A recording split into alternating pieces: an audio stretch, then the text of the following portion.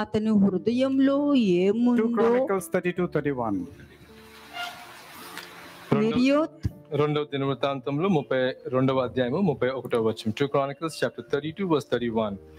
అతని దేశము ఆశ్చర్యంగా వృద్ధి నొందుటను గూర్చి విచారించి తెలుసుకొనుటకై బబులోను అధిపతులు అతని యొద్దకు పంపిన రాయుబారుల విషయంలో అతన్ని శోధించి అతని హృదయములో ఉద్దేశమంతయు తెలుసుకొనవలెనని దేవుడు అతనిని విడిచిపెట్టెను. ఈ ప్రపంచంలో ఉన్న ప్రపంచాన్ని సృష్టించిన దేవుడు ప్రపంచంతో మాట్లాడుతున్నాడు. The one who has created the world is talking to the entire universe and to each and every one of us. ఎవరు హృదయంలో ఏముందో తెలుసుకోవాలని ప్రకృతిని ఉపయోగించుకోవచ్చు. The Lord can use the nature to test what every person is thinking in his heart. ఏ విధంగా ఉపయోగించుకోవచ్చు. God can use anyone or anything. కానీ ఆ వచనంలో ఏముంది? అతని దేశము ఆశ్చర్యముగా వృద్ధి నొందుటను గూర్చి విచారించి తెలుసుకొనుటకై. ఆ దేశం నువ్వే. You are that land to inquire about you. చదవండి మరలా వచనము చెప్పండి. అది 2 Chronicles chapter 32 verse 31. అతని దేశము ఆశ్చర్యముగా వృద్ధి నొందుటను గూర్చి విచారించి తెలుసుకొనుటకై బబులోను అధిపతులు అతని యొద్దకు పంపిన రాయబారుల విషయంలో అతన్ని శోధించి అతని హృదయములో ఉద్దేశము అంతయు తెలుసుకొనవలెనని దేవుడు అతనిని విడిచిపెట్టెను. God withdrew from him in order to test him that he might know all that was in his heart. వాక్యంలో ఉన్నదే నేను చేస్తా, లేనిది నేను చేయను. There in the word of God, I do that only. మీలో నా మీద ఉన్న ప్రేమని నేను ఎప్పుడు చూడగలుగుతాను? నేను వదిలినప్పుడు చూడగలుగుతాను. How can I see that love that you are having towards me? I can check and see only when I forsake you, when I go away from you.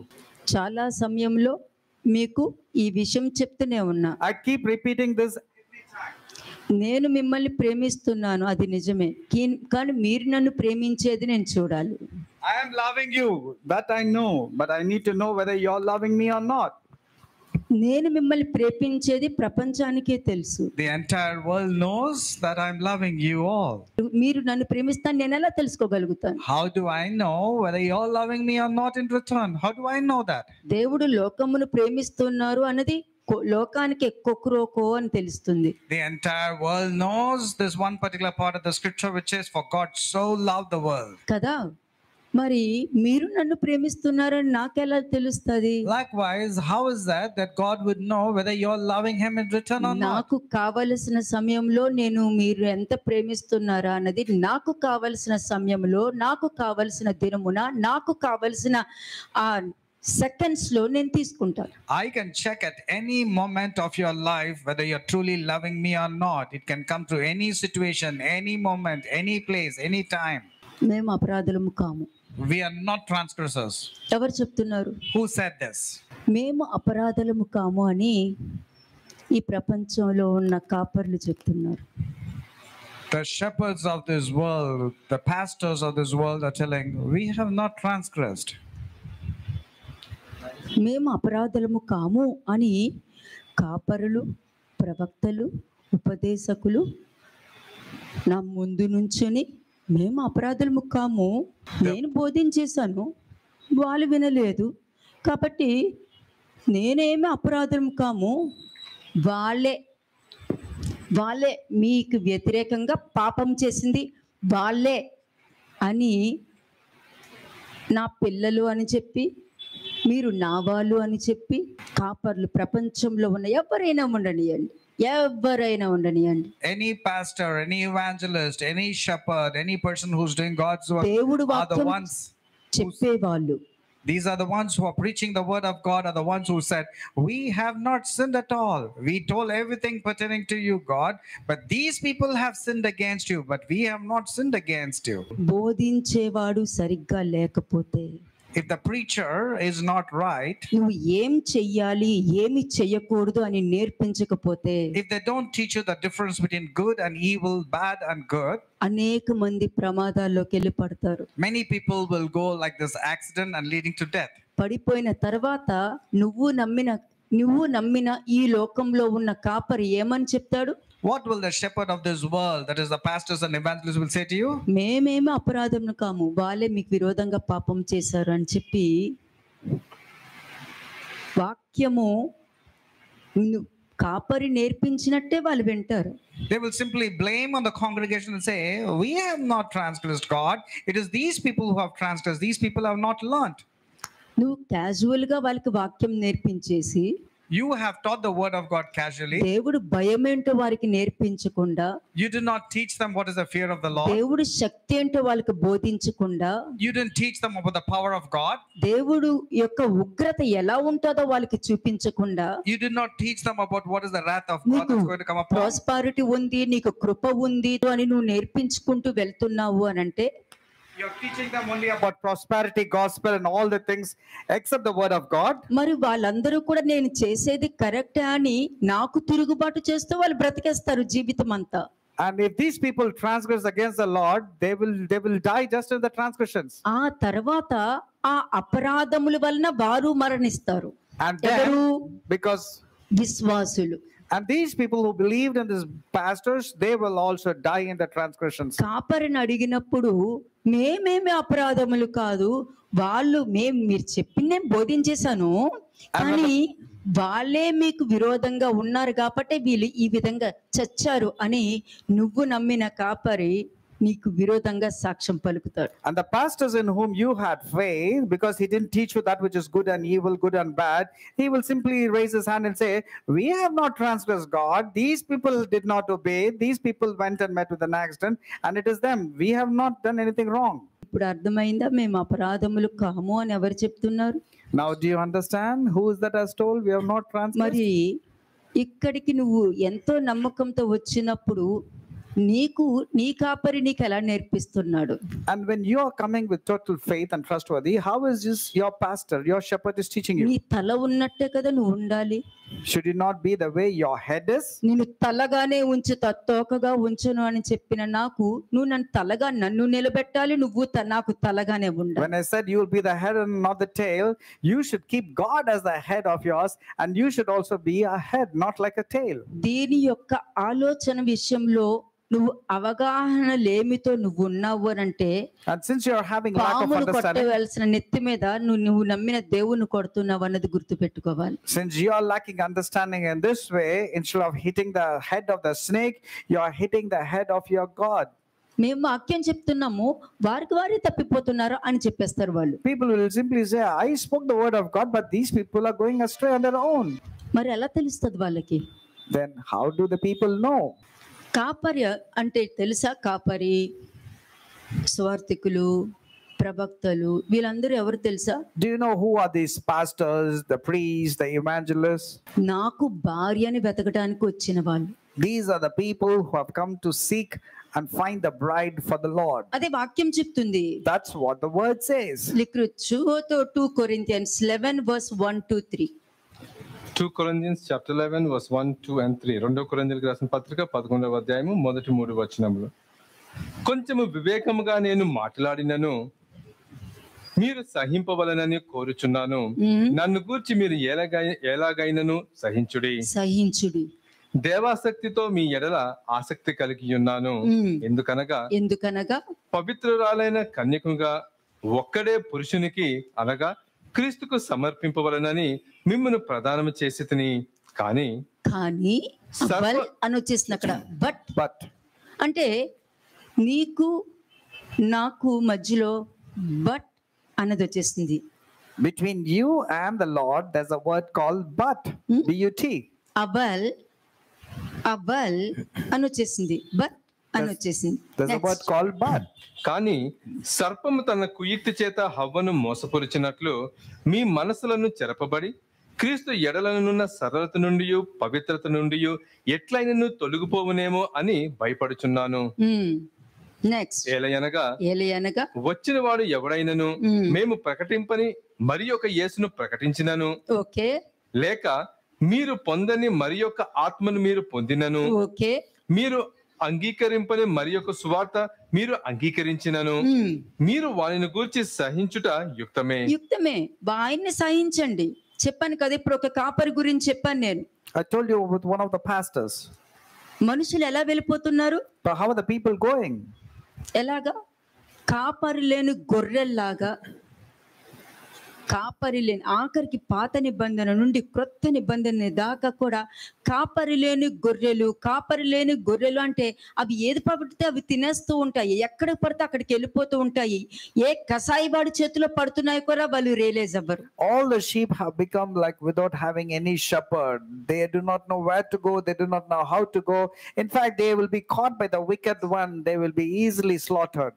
నువ్వు మార్గం చూపిస్తేనే వాళ్ళు వెళ్తారు. But they can go only when you show the right way. మరి నువ్వు చూపించినప్పుడు వారికి ఎక్కడికి వెళ్తున్నారో తెలీదు, అన్ని దేవుడి చిత్తమే అనుకుని వెళ్ళిపోతారు. ఎందుకంటే దేవుడి చిత్తం ఏంటో కూడా వాళ్ళు నేర్పించరు కాబట్టి. They will not teach what is the right way. That is the reason they go whatever you say. They go in the wrong way. మరి అటువంటి కాపర్లు నాకు భార్య అని చూడటానికి వస్తున్నారా, వాళ్ళ కడుపులు నింపుకోవడానికి వచ్చారా? So these pastors, are they looking for a bride for the Lord, or are they coming to fill their own belly? కదా, ఉన్నంత కాలము బోధిస్తారు, వారు కడుపులు నింపేసుకుంటారు. ఆ జనము మరణించిన తర్వాత ఏమంటారు? వాళ్ళు చేసిన పాపానికి వాళ్ళే పోయారని చెప్తున్నారు. మేము అపరాధము కాము అని వాళ్ళకు వాళ్ళే నా ముందు నుంచుని వాళ్ళు చేసిన తప్పు అయినది కూడా మేము అపరాధములు కాము అని చెప్పి వాళ్ళు మాట్లాడుతున్నారంటే మరి వారికి ఎటువంటి శిక్ష ఇవ్వాలి? These pastors lead the congregation in the wrong way, thereby leading them to death.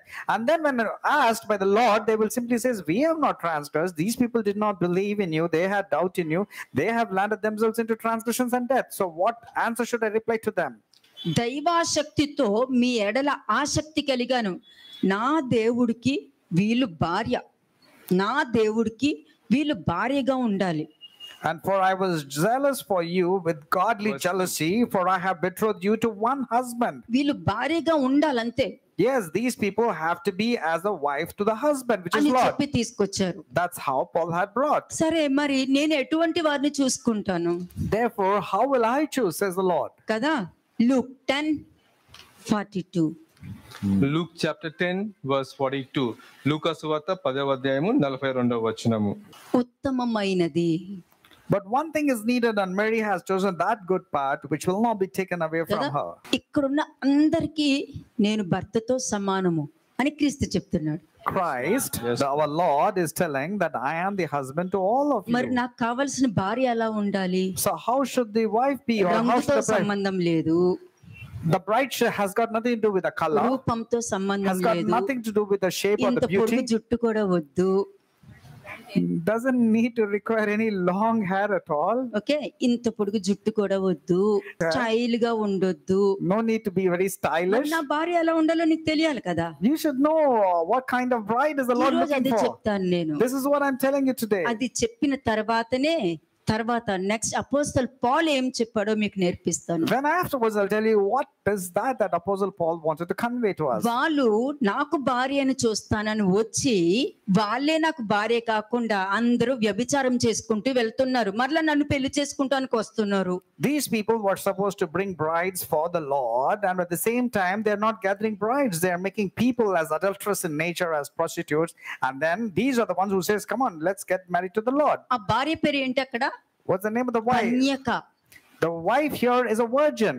కదా, ఆ కన్యకని నువ్వు ఎలా తీసుకురాగలుగుతావు? How can you bring the chaste virgin? వాక్యముతోనే పవిత్రపరిచి, It has to be through the word of God. పరిశుద్ధపరిచి, It has to be cleansed through the word of నా God. దగ్గరికి తీసుకురావాలి. And then you have to bring the chaste virgin to the అదే Lord. ఇక్కడ చెప్తుంది. That's what it is spoken over here. అంటే నాకు భార్యగా ఉండాలంటే ఉత్తమమైన దానిని ఏర్పరచుకోవాలి first. That means you have to select that which is godly in nature. 41 verse. verse 41 41వ వచనం. అందుకు ప్రభువు, మార్తా నీవు అనేకమైన పనుల గురించి విచారము కలిగి తొందరపడుచున్నావు, కానీ అవసరమైనది ఒక్కటే. మరియా ఉత్తమమైన దానిని ఏర్పరచుకును. Mary picked up that which is something which is very important. ఉత్తమమైనది ఏర్పరచుకును. ఆ ఉత్తమమైనది ఎక్కడుంది? 39th verse చూడండి. Let's see verse 39 to find which is that godly and what is that. 39వ వచనం. In verse 39. ఆమెకు మరియా అను సహోదరి ఉండెను. ఈమె యేసు పాదముల యొద్ద కూర్చుండి ఆయన బోధ వినుచుండెను. అది ఈ మూడు మీరు తీసుకున్నారనుకోండి, ఉత్తమమైనది మరియా ఉత్తమమైనది ఏర్పరచుకుంది. అంటే నాకు నా భార్య అవ్వడానికి కావలసిన క్వాలిటీస్ అక్కడ కనబడుతుంది. ఉత్తమమైనది. నేను ఫస్ట్ క్వశ్చన్, ఉత్తమమైనదే నువ్వు ఏర్పరచుకున్నావా? ఏర్పరచుకున్న దాని మీద నిలబడి ఉన్నావా లేదా? Now, did you pick up that which is godly in nature? And after that, are you abiding in that particular character? First ఉత్తమమైనది నువ్వు కోరుకుంటే నాకేం కావాలా అన్నది నీకు తెలుస్తుంది. If you know what which is godly in nature, then you'll know what is it that God is requiring from you. అప్పుడు మన ఇద్దరికి ఆర్గ్యుమెంట్స్ ఉండదు. Then there will not be any arguments between first us. Step, నువ్వు ఉత్తమమైనది ఏర్పరచుకున్నావా? ఏర్పరచుకున్న దాని మీద నిలబడి ఉన్నావా? The first thing is, did you pick up that which is good, and are you really abiding in that which is good, according to verse 42? క్రీస్తు భార్యకి ఉండవలసిన 7 లక్షణాలు ఫస్ట్ ఇప్పుడు చెప్తున్నాను నీకు. I'm telling you about the 7 things that is required for you to become the bride రాసుకోండి, ఆ of point wife. రాసుకోండి. అది సెకండ్ పాయింట్. అది That's the second point. క్రీస్తు భార్యకి ఉండవలసిన 7 లక్షణములు. Shubh 7 characters that are required for you to become the bride for Christ. అందులో ఏముంది? ఆ ఫస్ట్ దాంట్లో ఏం కావాలి? What is- Luke 10:42, 41, 39. Luke 42, 41 and verse 39 are required to be. క్రీస్తు భార్యకి కావలసినది ఉత్తమమైనది. ఇక్కడున్న ప్రతి వాళ్ళు కూడా క్రీస్తు భార్యే. Everyone over here are eligible to become the bride for Christ. అంతే. పెళ్లి చేసుకోవాలనుకుంటే ఈ క్యారెక్టర్ ఉండాలి. మరి If you want to get married to Christ, you need to have chaste మొన్నటి character. వరకు చెప్పినది ఒకటి Till yesterday, it was spoken about another thing. కదా, నాకు పిల్లని చూస్తారేమో అని పంపించాను. I sent so that you will send and search for brides for me, says the ఇప్పుడు Lord. నాకు ఎవరు కావాలో నేనే చూపిస్తాను మీకు. Now I will show you who is it that I want. నాకు ఫస్ట్ కావాల్సింది ఏంటంటే, నన్ను చేసుకోబోయే ఆ స్త్రీ ఉత్తమమైన దానిని ఏర్పరచుకోవాలి. Now I have to select that particular bride who has to be chaste and good in nature. ఈ ప్రపంచంలో ఎవరైనా ఉండొచ్చు. Anybody can be in this world. ఒక వ్యభిచారము చేసే వ్యభిచార స్త్రీ కూడా పశ్చాత్తాపముతో కనికరముతో దేవుని కనికరము పొందుకుని ఆయనని నేను వివాహము చేసుకోవాలని ఉద్దేశం కలిగి ఉంటే తప్పక ఆమెని నూతన కన్యకగా చేసి మరి పెళ్లి చేసుకుంటా. An adulterous woman, a promiscuous woman, if she desires and says, I have to cleanse my ways and I also should become a bride for the Lord by living a godly character and a chaste good conduct, that person also would be cleansed and made as a bride for the Lord. నువ్వు నమ్మే దేవుడు భర్త అయితే సంఘము భార్య. The Lord God, since he's the head, and the wife is the church, or the church is the wife and Christ is the husband. అంటే ఆ భార్య ఏం చేస్తుంది? ఫస్ట్ ఉత్తమమైనది ఏర్పరచుకుంది. What did the wife do? She picked up that which is godly and chaste in nature. వారు murmuring grumbling చేయొచ్చు. In the meantime, they can do murmuring and grumbling. అందుకు ప్రభువు, మార్తా నువ్వు అనేకమైన పనులను గూర్చి విచారము కలిగి ఉన్నావు. And the Lord was telling in verse 41, Martha, you're worried and troubled about many things. అంటే అక్కర్లేని విషయాల మీద దృష్టి పెడుతున్నావు. ఈ విధంగా మాట్లాడిన అవసరం లేదు కానీ మాట్లాడుతున్నావు. ఈ విధంగా చెప్పని అవసరం లేదు కానీ చెప్తున్నావు. ఈ విధంగా వెళ్ళని అవసరం లేదు కానీ వెళుతున్నావు. ఇవన్నీ కూడా విచారకరమైనదే. You're all focusing on unwanted things, Martha. What is supposed to be spoken, you're not focusing on that. What you're not supposed to do, you're doing that. You're focusing on totally different things except the Lord. కదా. 40th verse ఏముంది?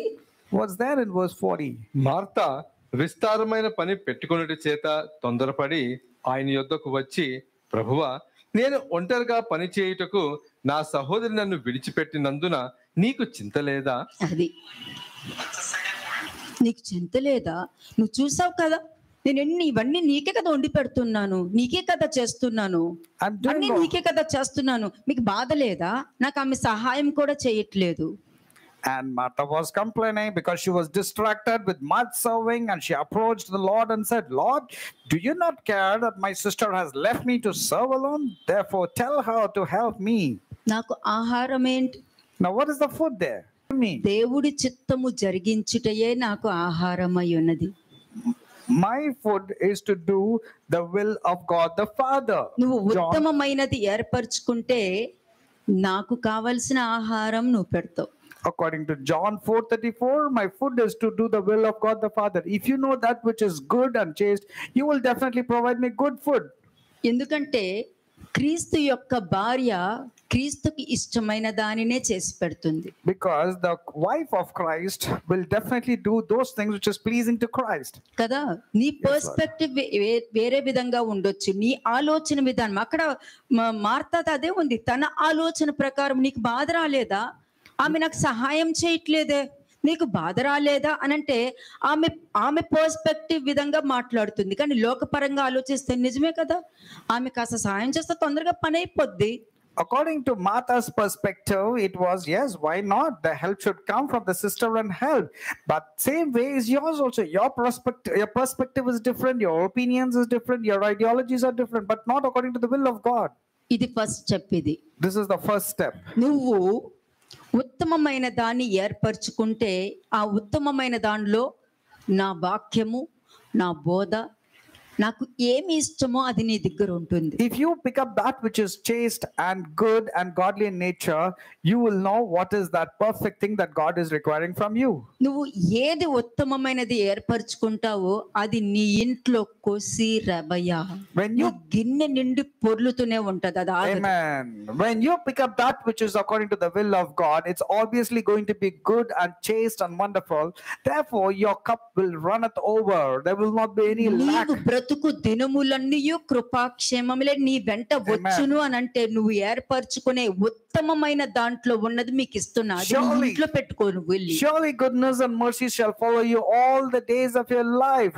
But when you pick up that which is godly and good and that which is pleasing to God, then you will have this in your house. ఒక విధవరాలైన స్త్రీ ప్రవక్త దగ్గరికి వచ్చి, అయ్యా నా భర్త మీతో పాటు ఉన్నాడు కదా, మీకు శిష్యుడిగా ఉన్నాడు, ఇప్పుడు అతను లేడు, కానీ మా పరిస్థితి చూసినావా ఏమైందో అన్నప్పుడు ఆ ప్రవక్త అంటాడు, నీ దగ్గర ఎన్ని గిన్నెలు ఉన్నాయో అన్ని తీసుకురా.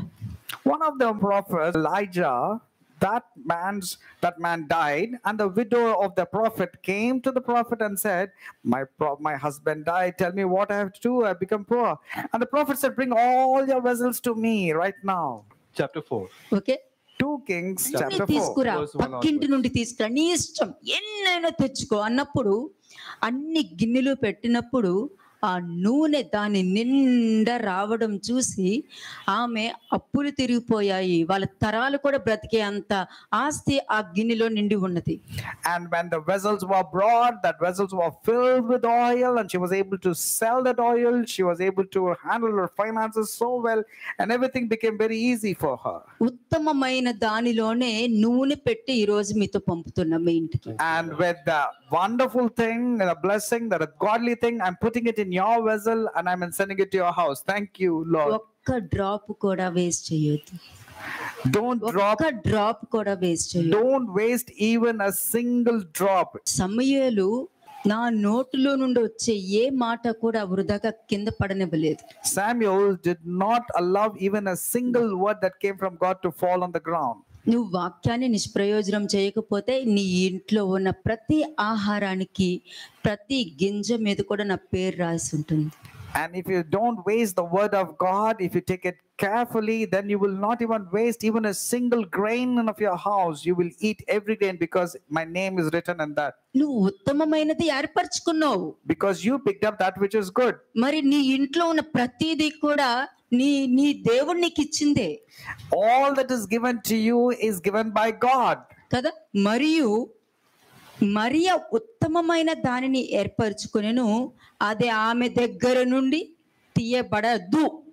And whatever Mary has selected for herself, it will not be taken from her, because she has chosen that which is the good part. కదా, ఒకరు ఉత్తమమైనది ఏర్పరచుకుంది అని అంటే ఇంకా వాళ్ళ గురించి 100 మంది 100 చెప్పినా కూడా అది విచారణతోనే సమానము. నువ్వు ఉత్తమమైనది ఏర్పరచుకోలేదని అర్థం. If somebody has picked up that which is good and the chosen part, no one can snatch, because it has already taken that which is good. కదా, ఇక్కడ మార్తా పనులను గూర్చి విచారము కలిగి తొందరపడుచున్నది అనుంది. But Martha was distracted with much serving and she approached the Lord. క్రీస్తు యొక్క భార్యకు ఉండవలసిన లక్షణాల్లో మొదటి గుణంలో ఉత్తమమైనది ఏర్పరచుకోవడము అని ఉంది. The first characteristic for you to be a bride for the Lord Jesus Christ, you have to choose that which is the good part. ఆమెలో వాక్యమే ఉంటుంది, వాక్యము వింటూనే ఉంటది, వాక్యం అంటేనే ఇష్టపడుతుంది. And she likes only the word of God, and she desires to sit and hear the word of God. Martha పనులను గురించి విచారము కలిగి ఎందుకు తొందరపడుచున్నావు అంటే త్వరపడి మాట్లాడడము, త్వరపడి కోపడము ఇవన్నీ కూడా నువ్వేర్పరచుకున్నావు. కానీ మరియా తనకి ఏది మంచిదో అది ఏర్పరచుకుంది, అది తప్పని నువ్వు అంటున్నావు. But Martha was totally distracted and she was focusing on the worldly related things, and then you are very impulsive in your behavior, very quick in reacting, and you were speaking. But Mary on the other hand picked up the good part and that she chose that. నా పాదముల యొద్ద కూర్చుండి మరియ బోధ వినింది అంటే ఆ బోధనే నువ్వు ఎదుటి వారితో ఎలా మాట్లాడాలి, ఎలా ప్రవర్తించాలి, నీ బాడీ లాంగ్వేజ్ ఏంటి అన్నది కూడా నీకు నేర్పిస్తుంది. When you're sitting at the feet of the Lord Jesus Christ and hearing his word, that means that word will teach you how you ought to conduct yourself within the people inside and within the people outside and everywhere. ఎప్పుడైతే నువ్వు ఉత్తమమైనది ఏర్పరచుకుంటావో అది confirm అయినప్పుడు second step కి enter అవుతాము. Second door. The first door is to pick up that which is good. You have to choose that which is the good part. Once that is done, then the second door, you have to open the second door. Proverbs 31 verse 10. Amen. Proverbs 31 verse 10. సామెతలు 31వ అధ్యాయం 10వ వచనము. గుణవతి అయిన భార్య దొరుకుట అరుదు, అట్టిది ముత్యము కంటే అమూల్యమైనది. Correct, Lord. That is true. Who can find a virtuous wife? For her worth is far above rubies. How true. నాకు కావాలి అలాగా. I want you all to be like this kind of wife. క్రీస్తుకి ఇష్టమైనది ఉత్తమమైనది నువ్వు ఏర్పరచుకుంటే నీలో వాక్యం ఉంటుంది. When you pick up the good part and you choose the good part, then you will pick up that which is the right thing. ఆ వాక్యము నువ్వు ఎలా ఉండాలి, ఎలా ప్రవర్తించాలి, నీ బాడీ లాంగ్వేజ్ ఏంటి అవన్నీ కూడా ఆ బోధనే నీకు నేర్పిస్తుంది. And that teachings will teach you how you ought to conduct yourself, how you ought to behave. మరి గుణవతి అయిన భార్య అని ఫస్ట్ వచ్చింది. ఫస్ట్ ఏంటి? నేను నిన్ను చుట్టానికి వచ్చినప్పుడు నీలో ఏం కనిపించింది? నాకు ఉత్తమమైనది ఏర్పరచుకునేటటువంటి స్త్రీ కనిపించింది. When I saw you to be a virtuous wife who picked up that which is good. You chose to pick up that which is the good part. So I see you like that. అంటే నువ్వు నాకు ఒక మాదిరి. That means you are an example. నువ్వు నాకు మాదిరివి. You are a good example. అందుకే అపోస్తలు పౌలు ఏమన్నాడు? నన్ను చూసి మీరు నడుచుకోండి. Like how Apostle Paul says, imitate me as I imitate Christ. అంటే ఈ గుణవతి అయిన భార్య జ్ఞానానికి ప్రతిరూపము. This virtuous woman is a symbolic to wisdom. కదా? అంటే జ్ఞానము కలిగిన ప్రతిరూపము అంటే దానికి అర్థము భయభక్తులు కలిగిన భార్య. She had the chaste conduct and godly fear in her and all reverence towards God. అంటే నువ్వు ఉత్తమమైనది ఏర్పరచుకున్నావు అని అంటే తప్పకుండా ఆమె ప్రవర్తనలో జ్ఞానం ఉంది, confirm. If you pick up or if you choose the good part that which is pertaining to the Lord, that means for sure this person has got godly wisdom. అప్పుడు నా కనుదృష్టి నీ మీదే ఉంటది. Then the entire focus of the Lord will be upon నిన్నే you. చూస్తాను. And God will look at you. ఎందుకంటే ఉత్తమమైనది ఏర్పరచుకున్నావు కాబట్టి నువ్వు నాకు చాలా అందంగా కనిపిస్తావు. You will appear very gorgeous and beautiful and handsome because you picked up the good part. You chose the good part. Dear wives, are you listening? భర్తలు వింటున్నారా? Dear husbands, are you listening to this? మీకు చెప్తున్నా, కానీ ఇక్కడ మీ అందరికి నేనే భర్త. But to all of you I say that I am your husband. ఇక్కడ ఏంటంటే నా భార్యకు ఎలా కావాలో నేను చెప్తున్నా. అదే వాక్యం చెప్తుంది. And I am telling you how a bride should be for the Lord Jesus Christ. It's up to you how you want to pick it up. అంటే ఉత్తమమైనది ఏర్పరచుకునే ఆమెలో జ్ఞానం కనబడుతుంది. The one who has chosen to pick up the good part, for sure you can see godly wisdom prevailing. అటువంటి స్త్రీని చూచినప్పుడు ఈమెలాగా ఉండాలి అని అనిపిస్తుంది. And when looking at that kind of virtuous wife or woman, it'll appear this is a kind of a role model. This is how the person should be. What can you find there? ఆమె ప్రవర్తనలో వాక్యం ఉంది, ఉపదేశం. You can find the word of God in the way she speaks and the way she conducts herself. ఆమె ప్రవర్తనలో ఉపదేశం ఉంది. In her behavior, you can see the word of God. భర్తతో మాట్లాడే విధంలో ఉపదేశం ఉంది. You can find the word of God in the way she handles and talks to her husband. ప్రవర్తించే విషయంలో ఉపదేశం In ఉంది. the way she behaves and conducts herself, you can see the పిల్లల దగ్గర sermon, the word of God. ఉన్నప్పుడు ఉపదేశం ఉంది Even while handling the children, you can see the wisdom of God and the word of God. కదా. పై వారి దగ్గర కూడా ఉపదేశం చూపిస్తది. Even to people who are ruling over her, she will show that kind కింద of wisdom పనివారి ఎడల and the కూడా sermon. ఉపదేశం చూపిస్తది. Even to the work people at her house, she will show that same kind of kindness and gentleness and the living wisdom. Bible. She will be an epitome to be called as a living Bible. మరి ఎందుకు మరి గుణవతి అయిన స్త్రీ అని ఎందుకు వచ్చింది? Why that name called as a virtuous నా wife? భార్య అలా ఉండాలి, That's how my wife should be. అప్పుడు ఎంత చక్కగా ఉంటది Then how good would you be? కదా. నాకు ఫస్ట్ కావాల్సింది ఉత్తమమైనది ఏర్పరచుకునే విధంగా ఉండాలి. It's not about the physical stature or the color or the complex of the personality, but what is more important is that person should choose that which is the good part according to the will of God. నా భార్యలు jobs చేయొచ్చు, business చేయొచ్చు, ఎక్కడైనా సరే ఏ పనులైనా చేయొచ్చు. My wife can work, can do business, can do anything that which is good. నువ్వు ఉత్తమమైనది ఏర్పరచుకున్నావు కాబట్టి నువ్వు ఎక్కడికి వెళ్ళినా కూడా ఆ పని తప్పక జరుగుతుంది. Since you have chosen the good part, wherever you go, your hands will be blessed and you will be blessed in whatever you choose for yourself. ఎందుకంటే నా భార్యకి నేను అన్ని ఇస్తా, Because I give everything to my wife. అడగనవసరం లేదు She doesn't have to ask me at all. కదా. నా భార్యకి నేను ఏమి ఇస్తాను? ఉత్తమమైనది ఏర్పరచుకుంటాది కాబట్టి తప్పకుండా ఆమెలో జ్ఞానం ఉంటుంది. ఆ జ్ఞానం చూసి అబ్బా ఈమె నాలాగే ఉంది కదా అని అనిపిస్తుంది నాకు. And to my wife, she will pick up the good part. She will choose the good part. Therefore, she will have godly wisdom. And so when I look at that chaste wife or the good conduct wife, I will always want to give her the best because she is behaving like me.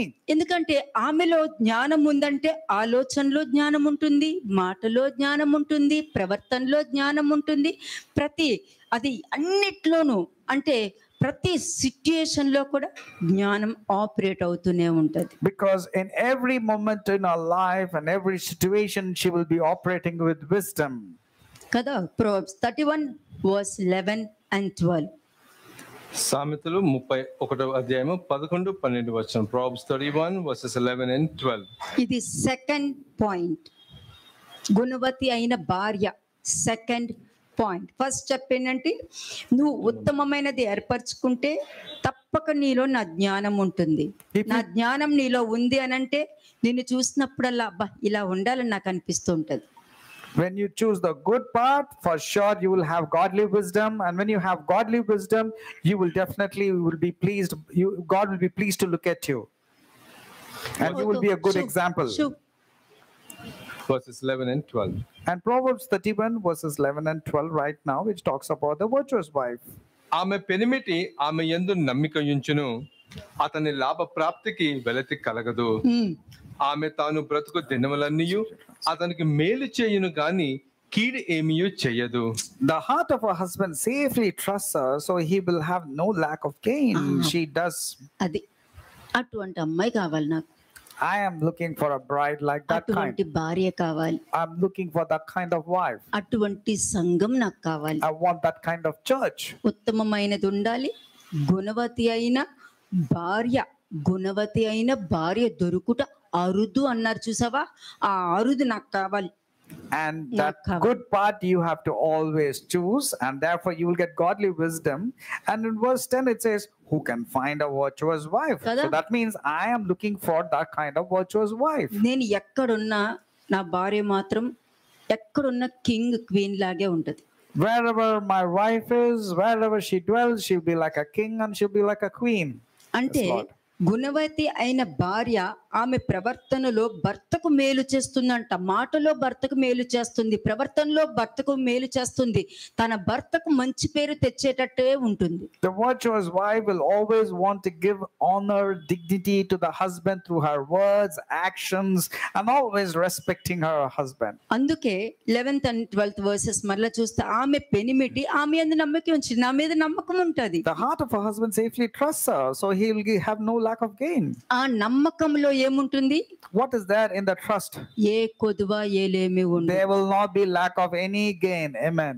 నువ్వు ఈ విధంగా నేర్చుకుని నీ ఇంట్లో కూర్చున్నప్పుడు క్రీస్తు భార్యకి కావాల్సింది ఏంటో సమస్తము నీ ఇంట్లో సమకూర్చబడుతుంది. And if you learn like this to be a virtuous and a chaste conducted wife, and you will not lack anything which is good in your house. నాకు మేలు చేసే భార్య నాకు కావాలి, కీడు చేసే భార్య నేను ఎందుకు కోరుకుంటా? I need a wife who will do good to me. I don't looking for a bride who is going to damage నా me or తల cause me harm. పైకెత్తే భార్య నాకు కావాలి, నన్ను తలదించుకునే భార్య నాకు వద్దు. I need a wife that will raise my head and countenance, not put me to shame and make my head down. ఆదము హవ్వ ఏం చేశారు? What did Adam and Eve do? తలదించుకునేటట్టు చేశారు. They did something which was displeasing to the Lord, and God had to bow సాతాను ఏం down. చెప్పింది? వారు చావనే చావరు అని అనింది. Satan told to the woman that they will not die. కానీ సాతాను చెప్పినట్టు వాళ్ళు చావలేదు, కానీ ఆత్మీయంగా మరణించారన్నది వాళ్ళు రియలైజ్ అవ్వట్లేదు. In fact, they did not die physically, but they're not realizing that their spiritual bodies were dead. కదా, ఈ విధంగా నువ్వు ఉంటున్నావంటే నువ్వు క్రీస్తుకి భార్యవే. If you are conducting like this, then you will be eligible to be called as a నా bride or a wife దేవుని to తల Christ. ఎత్తుకునేలా చెయ్యాలి. You have to do things so that the నా Lord దేవుడు God will be proud of తలదించుకోవద్దు. you. Lord God should not bow down in humiliation because నా of వలన you. నా భర్తకు మేలు కలగాలి. And my husband should always have that respect and దేవుడు honor. నామానికి అన్యజనుల్లో దూషణ పాలు నేను ఉండొద్దు. I should not bring blasphemy among the Gentiles because of the way I handle Christ or అంటే people. నీ ప్రవర్తనలో నువ్వు చాలా అందంగా కనపడతావు. That means your behavior will be too good. నీ ఆలోచనలో చాలా సౌందర్యంగా కనబడతావు Your behavior also, you'll be looking very appealing. కదా. కష్ట సమయంలో భార్య మాట్లాడే ఒక కంఫర్ట్ మాట, ఒక్క మాట చాలండి. అది భార్య అయినా భర్త అయినా మాట్లాడే ఒక కంఫర్ట్ మాట చాలు. అది దేవుడు వాక్యం అయితే ఇంకా వాళ్ళిద్దరు మధ్యలో దేవుడు ఉన్నట్టే.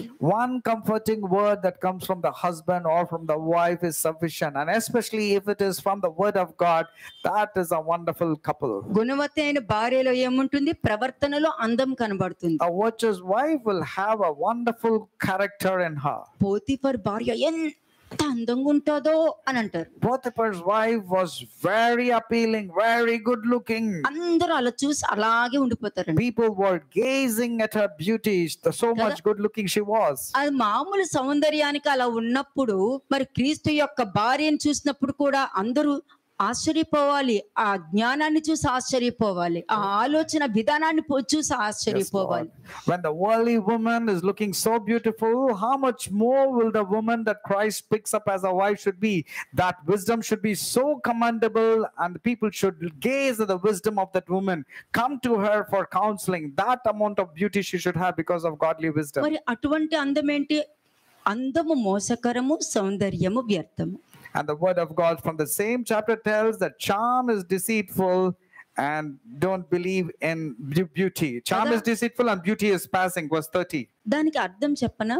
Shall I tell you what it means? Potiphar భార్య అందము అది మోసం చేసింది, సౌందర్యము వ్యర్థం చేసింది. ఏ విధంగా మోసము, ఏ విధంగా వ్యర్థం చేసింది? Potiphar's wife was charming, good looking, and she was beautiful, and that charm was deceitful, and that beauty was passing. In what way did she deceive? తన అందంతో మోసం చేయలేదు, తన క్యారెక్టర్ తో మోసం చేసింది. She did not deceive with her beauty, she deceived by her inward dirty character. తన character తో మోసం చేసింది, తన ఆలోచనతో వ్యర్థపరిచింది. With her character she deceived, and with her thoughts she was abominable. అందుకే యోసేపు అక్కడ పని చేస్తూ ఉన్న టైంలో ఎంతో మంచి ప్రవర్తన కలిగి ఉన్నాడు. Joseph, while working over there, he had very good conduct and behavior. కానీ ఆ యోసేపు యొక్క ప్రవర్తన ఏంటి?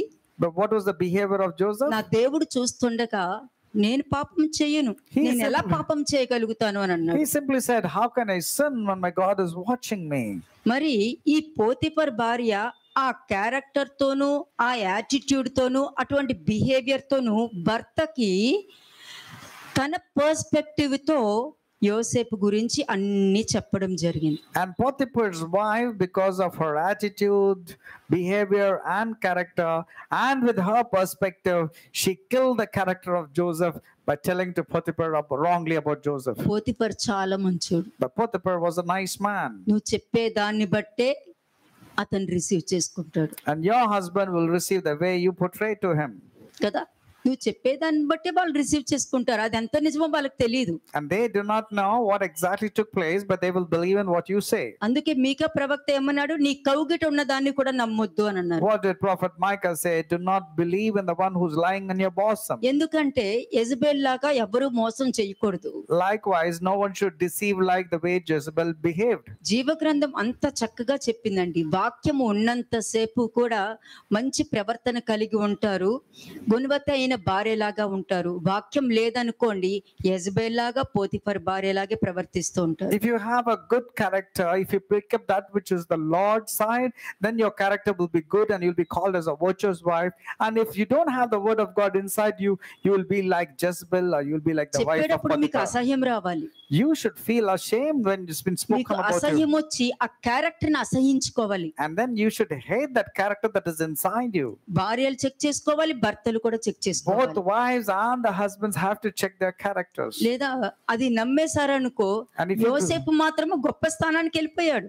If you believe in the gossip or slandering, but Joseph, what happened? He went to an exalted position. గొప్ప స్థాయికి వెళ్ళిపోయాడు. He went to a very ఆమె high position. అందము, ఆమె సౌందర్యము ఏడ్చుకుంటూ నన్ను కావాలనే ఇలా చేశాడు, నన్ను కావాలని అలా చేశాడు, నా మీదకి వచ్చాడు అని అబద్ధం చెప్పిన అతను నమ్మేశాడు. And this woman, Potiphar's wife, was crying and blaming Joseph, telling that he came to attack me, he came to molest me. And then with a wrong character, she presented to Potiphar wrongly about అతను Joseph. ఎందుకు నమ్మాల్సి వచ్చింది? Why was it that Potiphar believed in the wife? ఎందుకంటే ఆమె నిజంగానే అందగత్తి కాబట్టి. Because she was really beautiful. మరి దేవుడికి భయపడే వ్యక్తులు, దేవుడికి ఇష్టంగా జీవించే వ్యక్తులు ఉన్నారని అతనికి తెలియదు కదా. He didn't know that there are godly people living and there are people who want to follow God. కదా. అట్లాగా గుణవతి అయిన భార్యలో ఏం క్యారెక్టర్స్ ఉంటాయని చెప్పాను నేను. అందుకనే మీకు ఇంత చక్కగా అండర్స్టాండ్ చేయడానికి కారణము, దీనికి కనెక్ట్ చేయడానికి. To connect you, that's the reason I told what are the characters required for a virtuous wife. I've been showing you. కదా. ఇప్పుడు పోతిఫర్ భార్యని ఇటు పెట్టి ఇప్పుడు క్రీస్తు యొక్క భార్య గురించి చెప్తాను మీకు. Now, on keeping Potiphar's wife on one side, let me talk about the wife that Christ is going to get married. ఆమె ప్రవర్తనలో అందం ఉంటుంది. She will have inward beauty in her character. ఆమె ఆలోచనలో సౌందర్యం ఉంటుంది. ఒక్కొక్కటి రాసుకొని మీరు దాని మీద ఒకసారి మిమ్మల్ని మీరు పరీక్షించుకోండి. You need to check and write. Her inner beauty will be, her inner character, her inner conduct will be beautiful. ఆమె మాట తీరులోనే ఆకర్షణ ఉంటుంది. And the way she speaks, she can easily be attracted into godly way. ఆ విధంగా ఉంటున్నావు అంటే ఆయన నిన్ను పెళ్లి చేసుకోవడానికి నువ్వు అర్హురాలివే. If you behave like this, then you are eligible to get married to Lord Jesus Christ. కదా. అప్పుడు నువ్వు ఆయనకు భార్యగా ఉండటానికి నువ్వు అర్హత కలిగి ఉంటావు. Then you are eligible to become the bride for Lord Jesus Christ.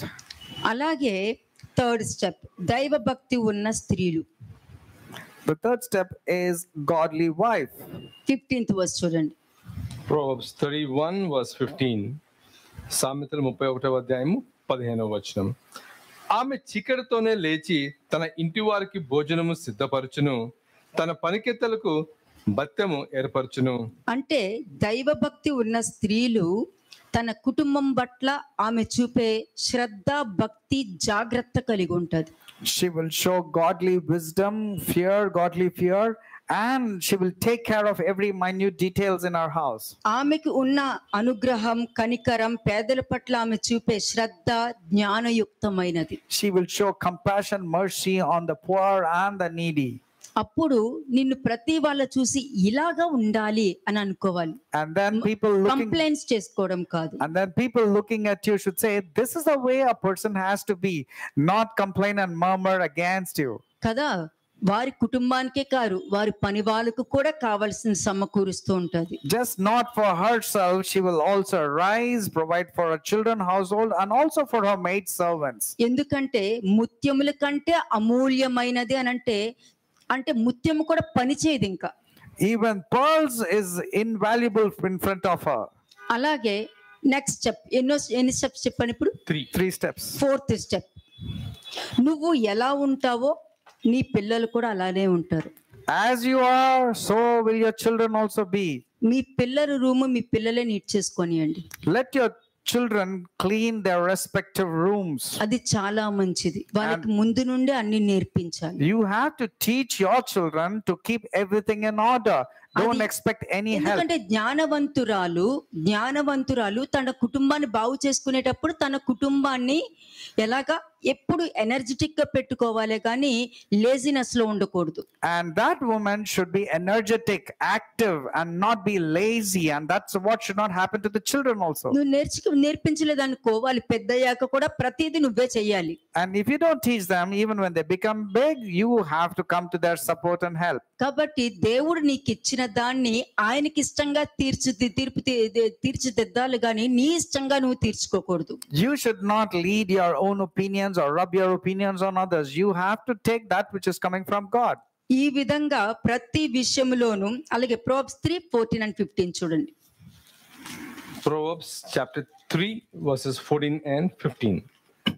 సామెతలు 3వ అధ్యాయము 14-15 వచనములు. వెండి సంపాదించుట కంటే జ్ఞానము సంపాదించుట మేలు, అపరంజి సంపాదించుట కంటే జ్ఞాన లాభమునందుట మేలు, పగడముల కంటే అది ప్రియమైనది, నీ ఇష్ట వస్తువులు అన్ని దానితో సమానములు కాదు. అది నాకు కావాల్సింది ఏంటి? నువ్వు ఉత్తమమైనది ఏర్పరచుకోవడము నాకు కావాలి. I want you to pick up or choose that which is good, the good part. Active గా ఉండటం నాకు కావాలి. I want you to be energetic and active. నీ ఇంటిని సరిదిద్దుకోవడం నాకు కావాలి. నీ భర్త గురించి గాని, నీ పిల్లల గురించి గాని, నీ ఇంటి వారి గురించి గాని, నీ బయట వారి గురించి గాని, నీ పని వాళ్ళ గురించి గాని ప్రతి విషయంలోనూ జ్ఞానం కలిగి ఉండాలి. You need to have godly wisdom the way you are handling things in your house, your children, your maid servants, and how to take care of every minute details. Not wasting, but you should be active. క్రీస్తు భార్యగా ఉండాలి అనంటే నీకు ఇష్టమైన దానితో ఈ క్రీస్తు యొక్క భార్యని పోల్చడానికి ఉండదు. నీకు అనుగుణంగా క్రీస్తు ఉండడు, క్రీస్తుకు అనుగుణంగా నువ్వు ఉండాలి. You have to be according to the requirements that Christ wants you to be as his wife, not in your own ways, not in your own way of thinking. నీ పర్స్పెక్టివ్ లో నీ సొంత ఆలోచనతో నువ్వు అనుకున్నదే ఉన్నట్టు. అంటే మనం ఒకరితో మాట్లాడే విధానం ఒకలా ఉంటది, మన దగ్గరకు వచ్చేటప్పుడు ఇంకొక విధంగా ఉంటది. When you say, it will be in a different way, but when somebody else comes and tells, it will be a different picture about you. అంటే ఇష్ట వస్తువులన్నీ దానితో సమానములు కాదు. Whatever you like, that doesn't mean everything is good. సమానము కావు. అంటే నాకు కావలసిన భార్య నీ ఇష్టాలతోనూ నీ ఆలోచనతోనూ నీ ప్రవర్తనతో సంబంధం ఉండదు. నావి ఎంతో ప్రశస్తమైనది. The way the Lord Jesus Christ is looking for a bride or a wife is according to his standards, not according to your way of living or your standards you're thinking about. Sheba దేశపు రాణి సొలొమోను యొక్క జ్ఞానము చూడటానికి వచ్చింది. జ్ఞానం ఎందుకు చూడటం? నువ్వు ఎక్కడి నుంచైనా వినొచ్చు కదా. Queen of Sheba heard, but she came to see the wisdom that Solomon was operating. ఆ జ్ఞానంలో ఆమె ఏం చూసింది? What did she see in that wisdom? అతను మిగతా వారితో ఏ విధంగా ప్రవర్తిస్తున్నారు, ఏ విధంగా మాట్లాడుతున్నారు, అతడు అక్కడ అందరికీ కూడా సర్వ్ చేసే వాళ్ళు కూడా, సొలొమోను దగ్గర పనిచేసే వాళ్ళు కూడా ఎంతో ప్రశస్తంగా ఉండటం చూసి షాక్ అయిపోయిందంట. She was amazed the way things were conducted in the house of Solomon, and how he was behaving with the servants and all the people surrounding, and how they were behaving also. అప్పుడు ఆమె అనుకుంది, then she knew, మనుషులకు సంబంధించిన జ్ఞానం కాదు. she knew that this wisdom is not concerning any man. Arabian దేశస్తురాలండి, క్రీస్తుని నమ్మిన ఆమె కాదు. She did not know who God was. She's from Arabia. She clearly knew this was operating by God. అక్కడ సొలొమోనులో ఉన్న జ్ఞానము అతని యొక్క ప్రవర్తన అతని రాజ్యాన్ని చూపించగలిగింది. And the entire kingdom was displayed because of the way Solomon's wisdom was operating. కదా, అంటే అతనికి ఇష్టమైనవి ఏమీ లేదు, దేవుడికి ఇష్టమైన జ్ఞానమే అతనిలో ఉంది. Solomon did not have anything that he desired, but only the wisdom which God had operated. Only those things were there, what God desired. ఎప్పుడైతే అతని సొంత జ్ఞానం కలిపాడో అక్కడ నుండి అతని ఫాల్ స్టార్ట్ అయిపోయింది. Solomon's downfall started when he corrupted godly wisdom with his own wisdom. కదా, సొలొమోనుకి ఇచ్చిన జ్ఞానమే నా భార్యకి నేను ఇస్తుంది. And the wisdom that was given to Solomon, the same kind of wisdom I want to give it to my chaste conducted wife. నా భార్యకు ఉన్న క్వాలిటీస్ లో 5th స్టెప్ కూడా చెప్తున్నా. Proverbs 12:4. Proverbs 12 verse 4.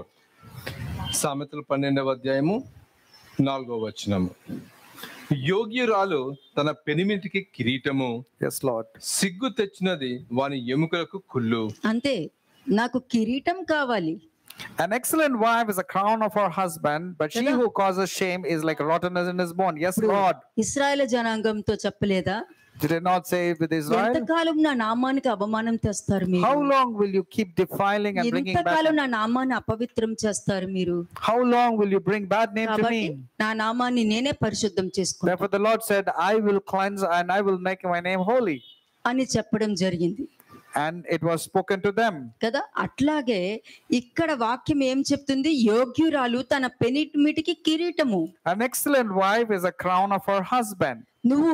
నువ్వు ఏర్పరచుకున్న ప్రశస్తమైనది ఏదైతే మార్గము నువ్వు ఏర్పరచుకున్నావో అది నాకు కిరీటాన్ని పెడుతుంది, నన్ను పడగొట్టదు, నన్ను ఎప్పుడు తలగానే ఉంచుదు, అది తోక చేయదు. Since you chose that good part which is pertaining to God, that will always keep being like a crown upon the husband. It will not put me to shame, says the Lord. కదా, ఎప్పుడు నీ భర్తకి 10 మంది ముందు మంచి పేరే తీసుకొస్తది కానీ తల దించుకునే స్థాయికి అయితే తీసుకురాదు. This wife will ensure that she gets a good name for the husband wherever she goes, whatever she does, not humiliating him. నాకు పేరు తెచ్చేటట్టు నాకు ఉండాలి కానీ నన్ను తలదించుకునేటట్టు చేయకూడదు. My wife should behave the way I want, not put me into shame and cause disgrace to me. ఎందుకంటే ఆమె నిజమైన కిరీటము.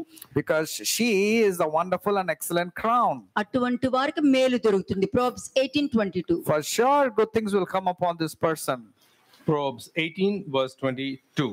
సామెతలు 18వ అధ్యాయము 22వ వచనం. Correct. Yes, Lord. భార్య దొరికిన వానికి మేలు దొరికెను. Amen. Amen.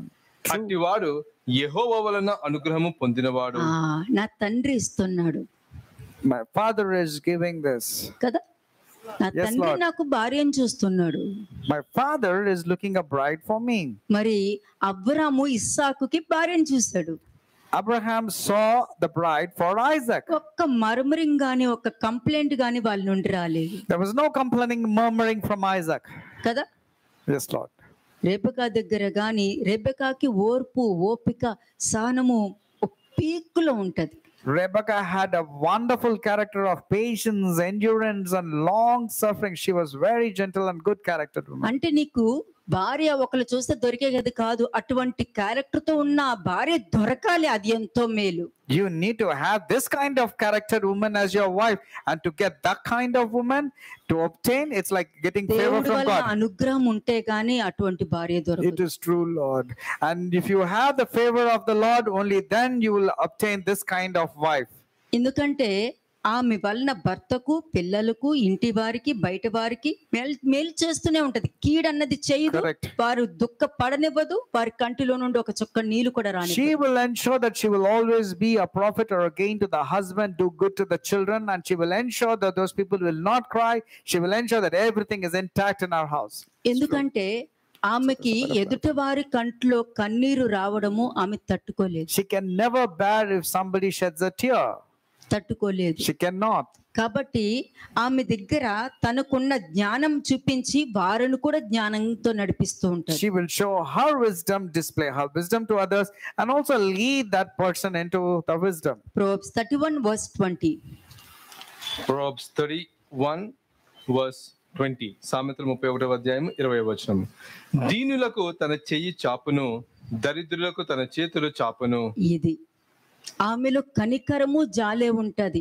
ఏ విధంగా వాళ్ళకి నేను సహాయం చేయగలుగుతాను, ఏ విధంగా వాళ్ళకి అండర్స్టాండ్ చేయగలుగుతాను, ఏ విధంగా నీకు ఓర్పు, ఓపిక, సహనము దైవ జ్ఞానం తప్ప ఇంకెవ్వరూ నేర్పించలేరు. Only godly wisdom will teach you that which is patience, endurance and long suffering.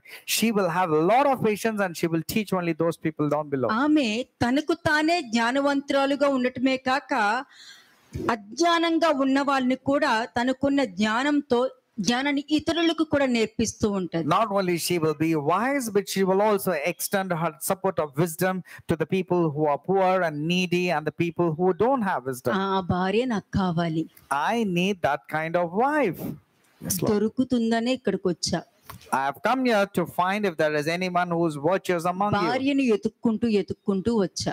I have come seeking and looking for a bride who is virtuous. వెళ్ళేటప్పుడు నేను మ్యాచ్ ఫిక్స్ చేసుకుని వెళ్ళాలి. And while I'm going, I have to fix that particular wife as the person as my wife. ఎందుకంటే అటువంటి భార్య నా పిల్లల్ని ఎలా చూసుకుంటుందో నేను చూడగలుగుతా. వాళ్ళే నా ఆత్మీయ పిల్లలు. Because I can see this kind of woman, how she's going to handle my children.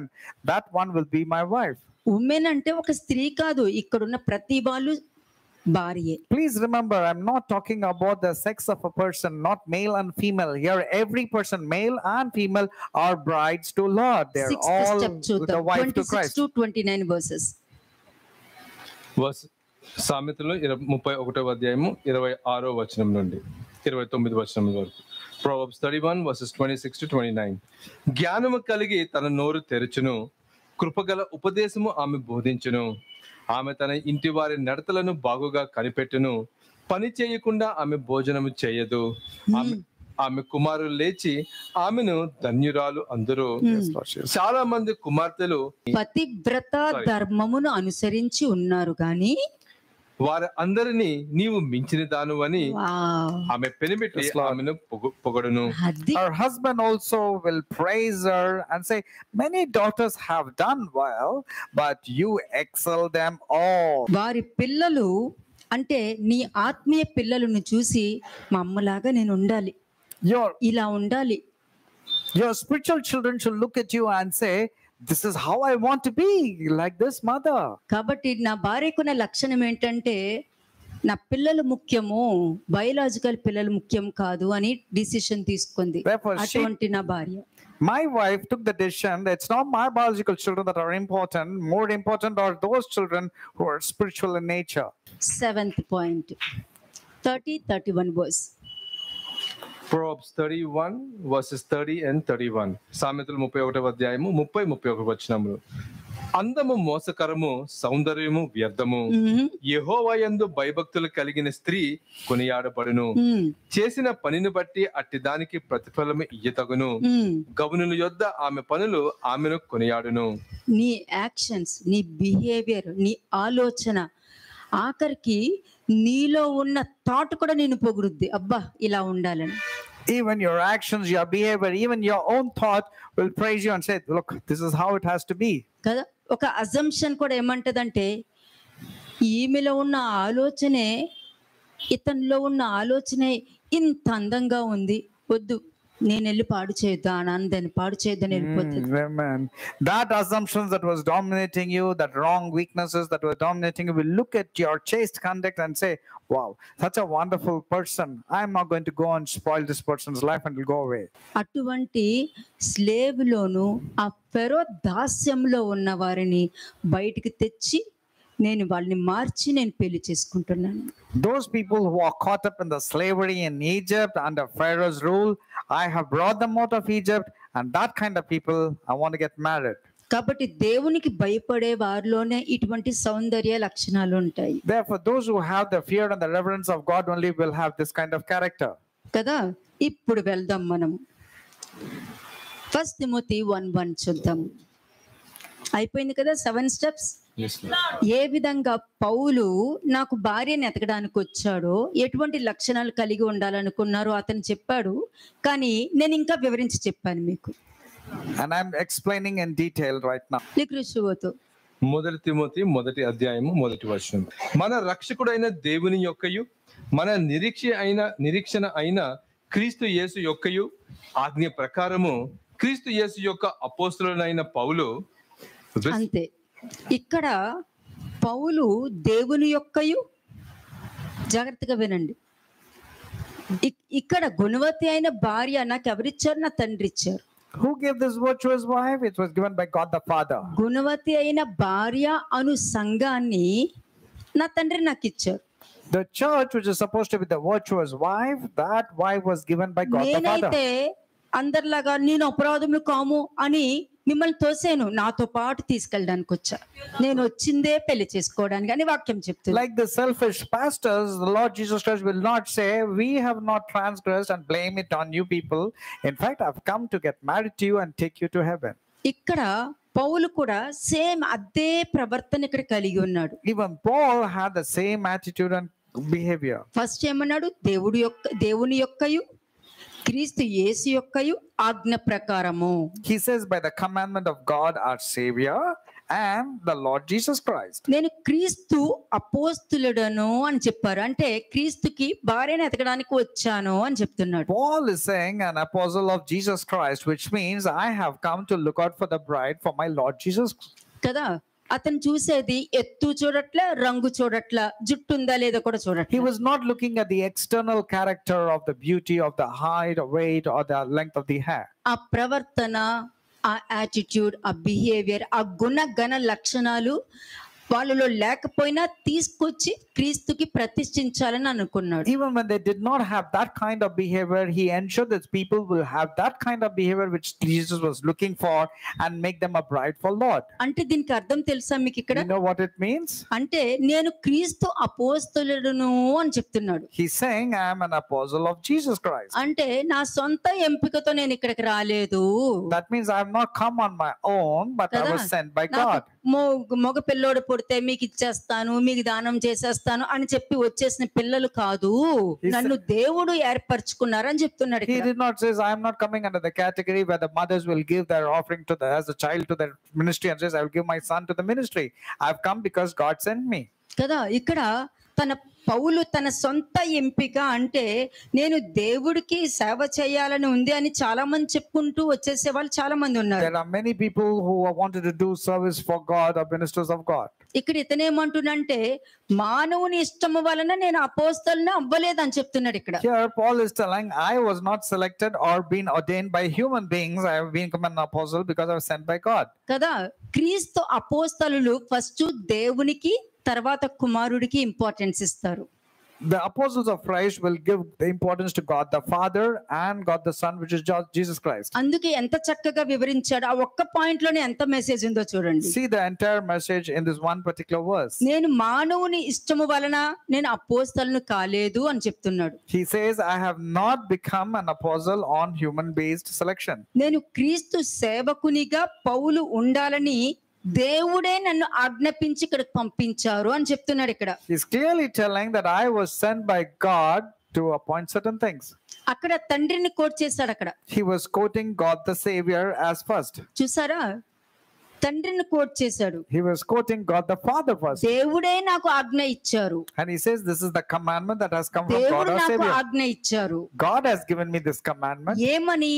What commandment? క్రీస్తు యేసు సేవకునిగా ఉండాలని దేవుడు నాకు ఆజ్ఞ ఇచ్చాడు. అక్కడ అదే వచనం మళ్ళీ చదవండి మీరు. Read that once again. You will understand that he says, God has given me a commandment that I will become an apostle of Jesus Christ. Read that verse again. మన రక్షకుడైన దేవుని యొక్కయు మన నిరీక్షణ అయిన క్రీస్తు యేసు యొక్కయు ఆజ్ఞ ప్రకారము క్రీస్తు యేసు యొక్క అపోస్తలుడైన పౌలు. అంటే ఇక్కడ అపోస్తలు పౌలులో ఏముంది? ఉత్తమమైనది ఏర్పరచుకున్నాడు. కాబట్టి నేను తండ్రి ఆజ్ఞ ద్వారా వచ్చానే గాని మనుషుల నుండి వచ్చిన అపోస్తలుడును కాదు అని అన్నాడే. కాబట్టి ఎక్కడ కూడా ఊరందరికి నేను అపోస్తలను చెప్పుకుంటూ తిరగలేదు అతను. Paul was ordained ఎక్కడ by మాట్లాడాలో God. అక్కడే ఓపెన్ అయ్యాడు. Paul picked up that part which was very good. That's the reason he was boldly able to tell that I am not ordained by man. I was sent by God as an apostle of Jesus Christ. కదా, అంటే దేవుడే ఈ విధంగా ఆజ్ఞాపించి నన్ను ఇక్కడికి పంపించారు అని రాశాడు అక్కడ అపోస్తల పౌలు. Apostle Paul clearly wrote telling that it was God who sent me and was come to this place. కాబట్టి మీరందరూ క్రీస్తుకు భార్య కాబట్టి తండ్రి నన్ను ఇక్కడికి పంపించారు. ఆయన ఆజ్ఞ ప్రకారము నేను మిమ్మల్ని ఎంపిక చెయ్యాలి. You all are eligible to become the wives of Jesus Christ. That's the reason God has sent me. Therefore, I have to make you in such a way that you will become chaste, good wives for Lord Jesus మీకు ఎవరు Christ. గుర్తుకొస్తున్నారు? Whom are you remembering here? Eliezer Abraham యొక్క పనివాడు ఎక్కడికి వెళ్ళినా నా యజమాని దేవుడు, నా యజమాని దేవుడు అని చెప్పేవాడు. నా యజమాని యొక్క దేవుడు, నా యజమాని యొక్క దేవుడు అని చెప్పి అబ్రాహాము ఏం చెప్పాడో అలాగే వెళ్ళాడు. కానీ ఒక్కడి కూడా అందులో ఒకటి కలపలేదు, ఒకటి తీయలేదు. Eliezer used to say, the Lord God whom my master Abraham believes and worships. That's how he used to quote, and he did not add or delete any of those. అంటే ఇక్కడ పౌలు దేవుణ్ణి అంటే తండ్రిని కూడా రక్షకుడనే పిలుస్తున్నాడు ఇక్కడ. Here Paul is calling God the Father also as a savior. కాబట్టి పాత క్రొత్త నిబంధనలు ఇక్కడ తండ్రికి కుమారుడికి ఇంపార్టెన్స్ ఇస్తున్నారు. Both Old Testament and the New Testaments were giving importance. He was ఇద్దరు giving importance. కలిసే ఉన్నారు. Both the Father and the Son are working together. చూడండి John 10:30. John chapter 10 verse 30. యోహాను సువార్త 10వ అధ్యాయము 30వ వచనము. నేనును తండ్రియును ఏకమై ఉన్నామని వారితో చెప్పెను. అంతే. అందుకే తండ్రిని రక్షకుడు అని చెప్తున్నాడు, క్రీస్తును కూడా రక్షకుడు అనే చెప్తున్నాడు. That's the reason he is saying God is the Savior and Jesus Christ as the hope. He's calling both as the same. చూడండి అలాగే రోమన్స్ 1:10-11. రోమిల్కి రాసిన పత్రిక మొదటి అధ్యాయము 10-11 వచనం. Romans chapter 1 versus 10 and 11. మిమ్మును గూర్చి ఎడతెగక జ్ఞాపకం చేసుకొనుచున్నాను. ఇందుకు ఆయన కుమారుని సువార్త విషయమై నేను నా ఆత్మయందు సేవించుచున్న దేవుడే నాకు సాక్షి. మీరు స్థిరపడవలెనని, అనగా మీకును నాకును కలిగి ఉన్న విశ్వాసము చేత, అనగా మనము ఒకరి విశ్వాసము చేత ఒకరము ఆదరణ పొందవలెనని. అంతే. ఇక్కడ 10 and 11 వర్సెస్ మీరు చూసారంటే మిమ్మును గూర్చి జ్ఞాపకము చేసుకొనుచున్నాను అని ఉంది ఇక్కడ. Here he says that I am remembering you. ఇది కాపరి యొక్క లక్ష్యము. కాపరికి నువ్వు ఎలా కనిపించాలి తెలుసా? You know how you should appear to a shepherd? నీలో అవిధేయత ఉందని కనిపించొద్దు, నీ విధేయత కనిపించి కాపరి నిన్ను జ్ఞాపకం చేసుకోవాలి. ఎంత చక్కగా నేర్చుకున్నాడు. అందుకనే ఆహాబును చూసావా, ఎంత మంచి ప్రవర్తన కలిగి ఉన్నారు. హిజ్కియాని చూసావా, అతడు నా ఎడల ఎంత భయభక్తులు కలిగి ఉన్నారు. అంటే ఆ విధంగా దేవుడు జ్ఞాపకం చేసుకోవాలి. When God is looking at you, he should not see the disobedience part in you, rather he should look at the obedience and your chaste conduct in you. Like how was spoken about Ahab when he was repenting. God was telling, have you seen how Ahab is repenting? Have you seen how Hezekiah is repenting? That's how God should look at you and say, look, wonderful person this person is. అక్కడ హిజ్కియాని ఎందుకు జ్ఞాపకం చేసుకున్నారు? Why was the Lord remembering Hezekiah? నాన్న ఒక్కసారి నన్ను జ్ఞాపకం చేసుకో, నీ సన్నిధిలో ఎలా ఉన్నానో, నీ దగ్గర ఎటువంటి ప్రవర్తన కలిగి ఉన్నానో, ఎటువంటి మాట తీరుందో, ఏ విధమైన లక్షణాలు కలిగి ఉన్నానో అయ్యా ఒక్కసారి నువ్వు జ్ఞాపకం చేసుకున్నాడు. జ్ఞాపకం చేసుకున్నారు కాబట్టి 15 సంవత్సరాలు నువ్వు బ్రతుకుతావనా అక్కడ మంచి ఆశీర్వాదం ఇవ్వడం జరిగింది. Hezekiah was crying out to God when it was told of him that he is going to die, and he said, God, remember the good things that I have done. God was able to remember the good things that Hezekiah has done. That's the reason God extended his lifespan to another 15 years. నేను కూడా ఆ విధంగానే మీ అందరినీ జ్ఞాపకం చేసుకోవాలి. ఏ విధంగా చేసుకోవాలి?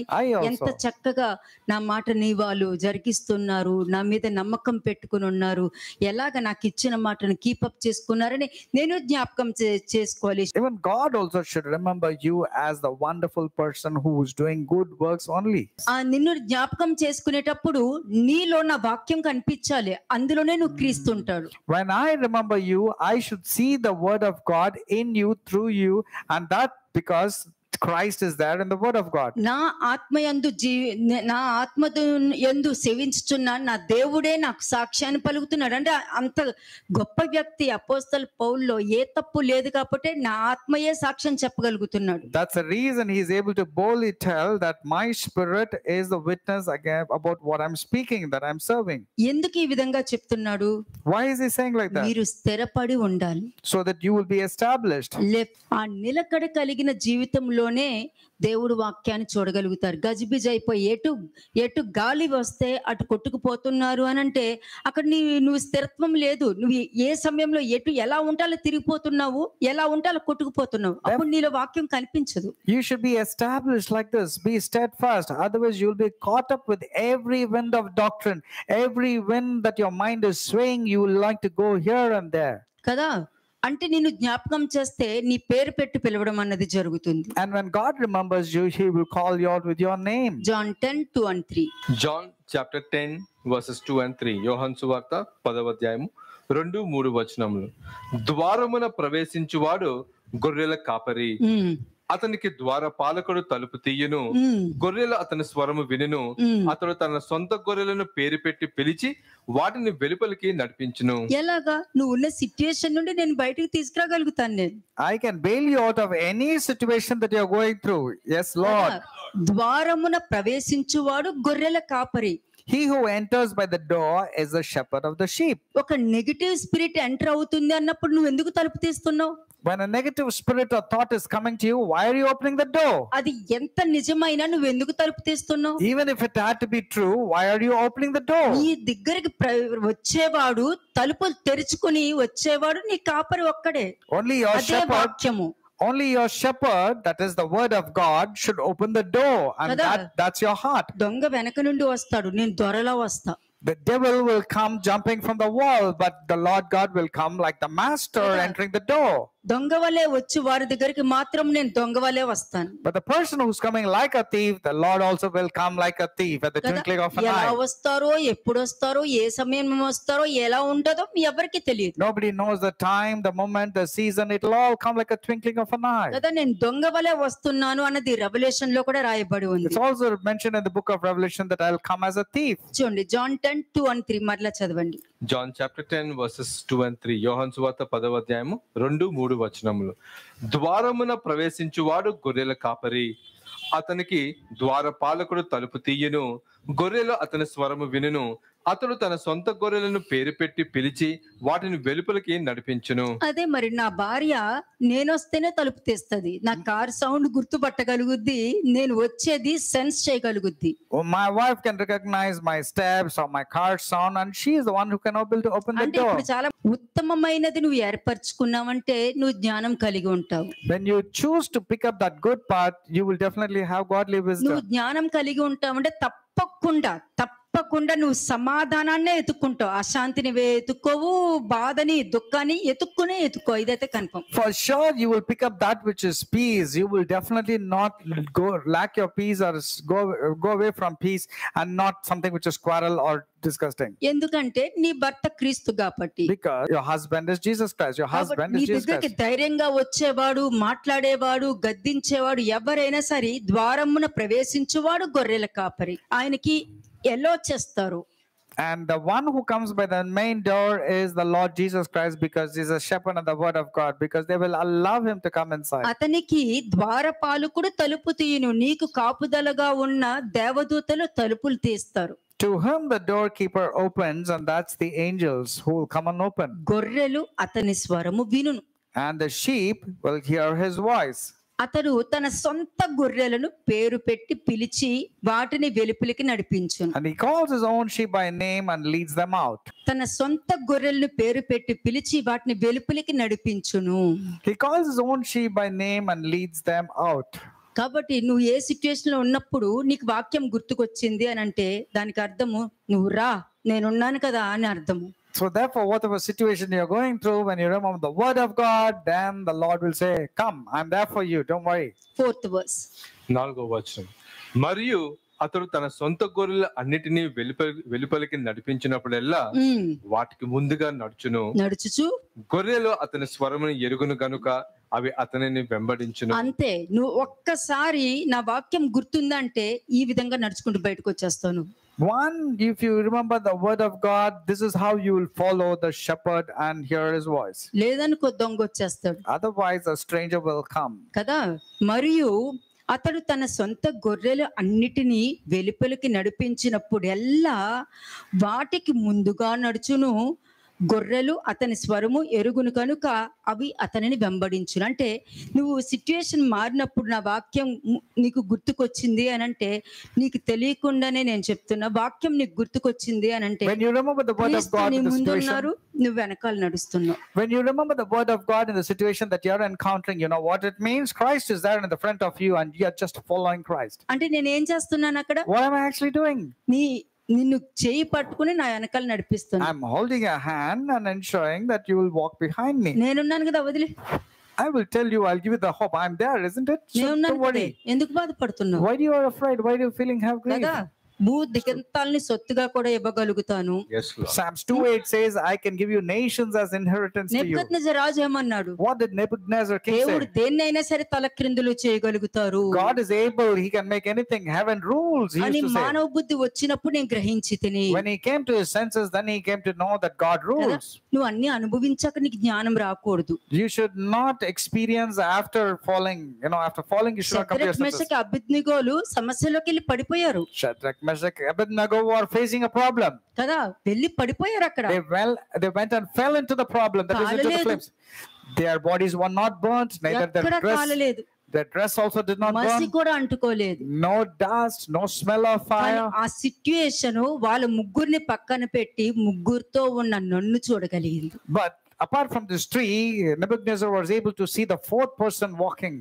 అప్పుడు సిట్యుయేషన్ ఏమంటది? What will the situation say? అమ్మో నన్ను కాదు, శద్రక్ మెషక్ అబేద్నెగోల దేవుణ్ణే మనం నమ్మాలని నీ సిట్యుయేషన్ చెప్పు. Amen. దాన్ని Even కూడా your వేసుకోండి మీ situation, account లో. yes, Lord, your situation, your problems will bow down to you and say, "No, I cannot do anything. I have to bow down because they are worshiping the living God and they're following Him."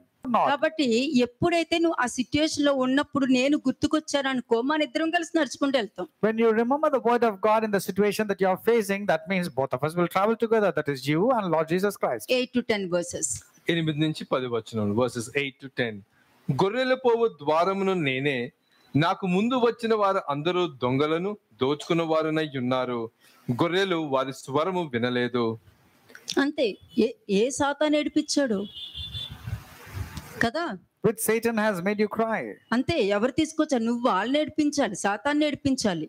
You have to make Satan cry, not the people. ఇక్కడ మరలా ఆ వచనం చదవండి. గొర్రెల పోవు ద్వారమును నేనే, నాకు ముందు వచ్చిన వారందరూ, నీ సిట్యుయేషన్ అందరూ కూడా నాకన్నా ముందు వచ్చిన వాళ్ళే, Your ప్రాబ్లం situations, అంతా నాకన్నా ముందుకు వచ్చే వాళ్ళే, Your- ప్రొవోక్ చేసే వాళ్ళంతా నాకన్నా ముందు వచ్చే వాళ్ళే. వాళ్ళందరూ దొంగలే కదా మరి. the thief has come. That is the people who provoked you, who put you down. They have all come before you. నీకు ఒక నింద వచ్చిందంటే ఆ దొంగ వచ్చింది నీ ఇంట్లో. When a blame has come, that means a thief has come. ఒక బాధ వచ్చిందంటే దొంగ వచ్చింది first. When a grief has come, that means a thief has come. అందుకే ఇక్కడేంటి, గొర్రెల పోవు ద్వారమును నేనే, నాకు ముందు వచ్చే వారందరూ దొంగలే. Most assuredly I say to you, I am the door of the sheep. All who ever came before me are thieves and robbers. నీకు బాధ తీసుకొచ్చింది దొంగలే. నేనైతే బాధ తీసుకురాను, నీ దొంగ అయితేనే బాధ తెస్తుంది. Your thief has brought that grief and sorrow to you. That hurt also has come because the thief came before you. వారందరూ దొంగలను దోచుకుని వారినై ఉన్నారు. They're all thieves and robbers. గొర్రెలు వారి స్వరమును వినలేదు. But the sheep did not hear them. మరి స్వరము వినలేని వాడి స్వరము వినకపోయినా వాడు చేసే ఆ మ్యాజిక్ ట్రిక్స్ తో బాధ పెట్టేస్తున్నాడు. మరి స్వరము వినే వాడిని ఎందుకు వెంబడించలేకపోయారు? Why are you not able to follow the Lord who's speaking to you directly, and you're getting deceived and falling to the thief who's showing some magic tricks, and you're falling as a bait to నిజమే, him? నా గొర్రెలు వారి స్వరము వినలేదు. Yes, my sheep did not hear my voice, says the Lord. ఎందుకంటే సాతాను యొక్క స్వరము వేరే, Because the voice of Satan is different. వారు వినలేరు. They cannot hear. కానీ వాడు ఏదైనా చేసే సమర్థుడు. But Satan is able, he can do anything to నేను మీ manipulate. కొరకు వేడుకుంటాను But I pray for you that కదా. your faith will not మరి stumble. నేను ఎంత వేడుకున్నా కూడా నా స్వరమే కదా మరి మీరు వినాలి. But should you not hear the voice of God and hear what the Lord says? మళ్ళా గుర్తు చేస్తున్నాను, గొర్రెల పోవు ద్వారమును నేనే, నాకు ముందు వచ్చిన వారందరూ దొంగలు దోచుకునే వారు. ఇప్పుడు చూడండి, నేను మంచోడును కాబట్టి నీకు అన్ని నేర్పిస్తున్నా. మంచివాడు కానోళ్ళందరూ కూడా ఇష్టం వచ్చినట్టు నేర్పించుకుని వెళ్ళిపోతారు. తర్వాత సమస్య వచ్చినప్పుడు, అమ్మో మేము అపరాధములు కాము, మీరేదో చెప్పారని అక్కడ చెప్పేసాము కానీ వాళ్ళని లేదు, కాబట్టి నా తప్పు కాదు వాళ్ళది. కానీ నేను పంపించింది నీ మాట నా మాటగా నువ్వు ప్రజెంట్ చేస్తేనే వాళ్ళు వింటారు. ఎందుకంటే ఆ కాలంలో ఈయనెవరో శాస్త్రులు పరిచయులు వలె కాకుండా అధికారం కలవాని వలె బోధిస్తున్నాడు. అధికారం కలవాని వలె. ఆ అధికారం ఉన్నప్పుడు, నా దేవుడికి ఈ అధికారం ఉంది అన్నప్పుడు వాక్యానికి అధికారం ఉంటుంది. మంచి ప్రవర్తన, మంచి ఆలోచన కలిగిన వారిలో దేవుని యొక్క వాక్యము, అక్కడ అజ్ఞానము బయటికి బయలుపరచబడుతుంది.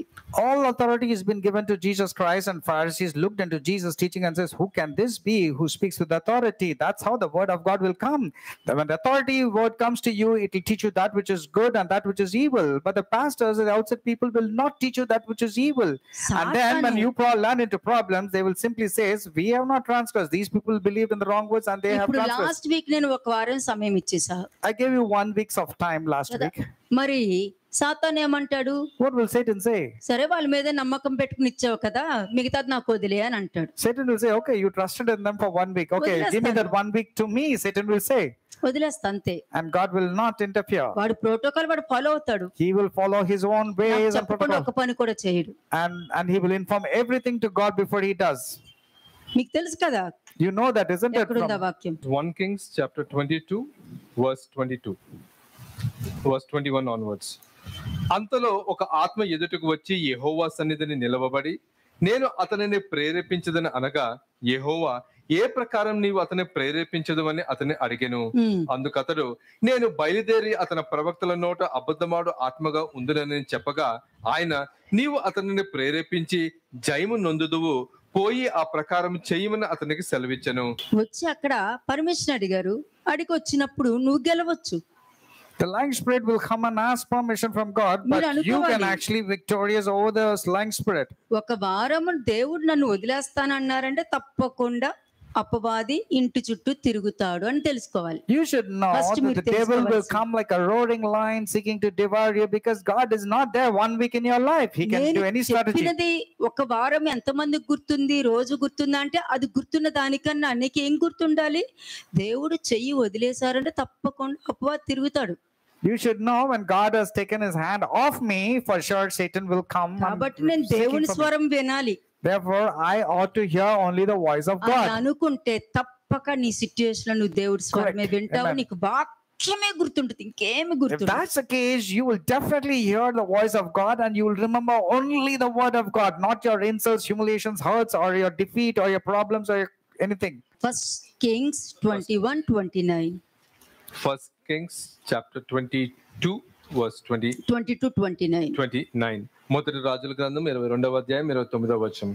ఇశ్రాయేలు రాజును యూదా రాజునగు యెహోషాపాతును రామతెల్గలాదు మీదకి పోవుచుండగా, ఇశ్రాయేలు రాజు, నేను మారువేషము వేసుకుని యుద్ధములో ప్రవేశించెదను, నీవైతే నీ వస్త్రములు ధరించుకొని ప్రవేశించమని యెహోషాపాతుతో చెప్పి మారువేషము వేసుకుని యుద్ధమందు ప్రవేశించెను. సిరియా రాజు తన రథముల మీద అధికారులైన 32 అధిపతులను పిలిపించి, అలుపులతోనైనను గనులతోనైనను మీరు పోట్లాడవద్దు, ఇశ్రాయేలు రాజుతో మాత్రమే పోట్లాడుడని ఆజ్ఞ ఇచ్చియుండగా, రథాధిపతులు యెహోషాపాతును చూచి, ఇతడే ఇశ్రాయేలు రాజు అనుకొని అతనితో పోట్లాడుటకు అతని మీదకు వచ్చిరి. యెహోషాపాతు కేకలు వేయగా రథాధిపతులు అతడు ఇశ్రాయేలు రాజు కానట్టు గుర్తుపట్టి అతని తరుముమట్టు మానివేసిరి. అంతే. యెహోషాపాతు ఎప్పుడు చూసినా దేవుడి మీదనే ఆధారపడతాడు. Jehoshaphat was always depending on the Lord. అతడు ఎప్పుడు దేవుడి మీదనే ఆధారపడతాడు కాబట్టి ప్రతి విషయంలోనూ కూడా అక్కడ ఏంటి, దేవుడు అక్కడ వాళ్ళకి జ్ఞాపకం చేశారు, ఇతడుని ఏమీ చేయొద్దు, ఇతడేమి ఇశ్రాయేలు రాజు కాదు అని చెప్పి గుర్తు చేసి అతన్ని కాపాడటం జరిగింది. And the Lord was protecting Jehoshaphat so that the enemies also were able to know and recognize that Jehoshaphat is not the actual person that they were looking for. అది ముందు గుర్తు పెట్టుకోవాల్సిన విషయం. And that you have to remember. ఏ విధంగా దేవుడు వారికి జ్ఞాపకం చేస్తారు అనేది గుర్తు పెట్టుకోవాలి. You should know how God will make others remember also. ఇప్పుడు చదవండి, John 10th chapter 8th verse కెళ్ళండి. John chapter 10 verse 8. యోహాను సువార్త 10వ అధ్యాయం 8వ వచనం. గొర్రెలు పోవు ద్వారమును నేనే, నాకు ముందు వచ్చిన వారు అందరూ దొంగలు దోచుకున్న వారునై ఉన్నారు. ఇది గుర్తు మీకు ఎలా తెలుసా? ఒక పన్ను ఇరిగిపోవాలి, అంత కోపం రావాలి. You should be so angry when you are hearing this particular verse. Release చేశాను నేను. Today I am releasing. ఆ దొంగ ఎలా వచ్చాడు, ఏ విధంగా వచ్చాడని రిలీజ్ చేశాను మీకు. Today I told you how the thief will come. వాడి మీద కోపం చూపించాలి. You need to be angry at the thief who entered into your life. గొర్రెలు వారి స్వరము వినలేదు, నేనే ద్వారమును, నా ద్వారా ఎవడైనను లోపల ప్రవేశించిన ఎడల వాడు రక్షింపబడిన వాడై లోపలికి పోవచ్చు, బయటకు వచ్చుచు మేత మేయుచుండును. అది వాక్యము సిట్యుయేషన్ నుండి కూడా బయటకు తీసుకురాగలదు, బయటకు వచ్చిన వాళ్ళని కూడా సిట్యుయేషన్ నుండి పంపగలదు. But those who are having the word of God can handle any situation. They can easily go inside the situation, even come out of the situation, and no harm will befall them. Yes, Lord. Game ante. Amen. Situation నిన్ను ఆడకూడదు, నువ్వు ఆడాలి వాటితో. That is the actual game. You should play with the situation, should not dominate you and play with you. అప్పుడే నువ్వు నమ్మిన ఎడలు నా మహిమ చూడగలవు అన్న వాక్యం పనిచేస్తుంది. Only then you will able to see the glory of God. The word of God will be effective. నువ్వు ప్రశస్తమైనది అంటే ఉత్తమమైన దాంట్లో నువ్వు ఉన్నప్పుడు నీలో జ్ఞానము పనిచేస్తుంది.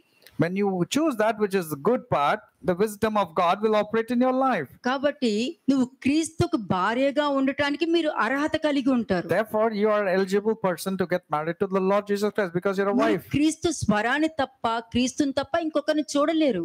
You will not hear any other voice except the voice of God, that is Lord Jesus వాడు Christ. And his దొంగగానే word. రావచ్చు నీ దగ్గరికి. Anyone can come like a thief. వాడు నిన్ను పాడు చేయడానికి దొంగగానే రావచ్చు. వాడు To spoil you, he will come like a thief. ఎవరి ద్వారానైనా ఎంటర్ అవ్వచ్చు. And he can enter through anybody. కానీ నువ్వు నీ భర్త స్వరాన్ని నువ్వు గుర్తుపట్టావనుకో, If you recognize, ఆయన ఆ వాక్యాన్ని గుర్తుపట్టినప్పుడు వెంటనే నీ భర్త నీ ముందుంటారు, ఆయన వెనకాల పడి నువ్వు నడుచుకుంటూ వెళ్తావు. నీ చెయ్యి పట్టుకుని మరి తీసుకెళ్తావు. you should not hear the voice of the thief. Rather, you need to hear the voice of your husband. And when you abide by what the husband says, the husband will catch hold of your hand, make you lead behind you, and ensure that you will not be snatched away by the thief. నేను అప్పుడు ఆ వాక్యాన్ని వెంబడించుకుంటూ వెళ్ళిపోయి ఎలా ఉంటావు నువ్వు?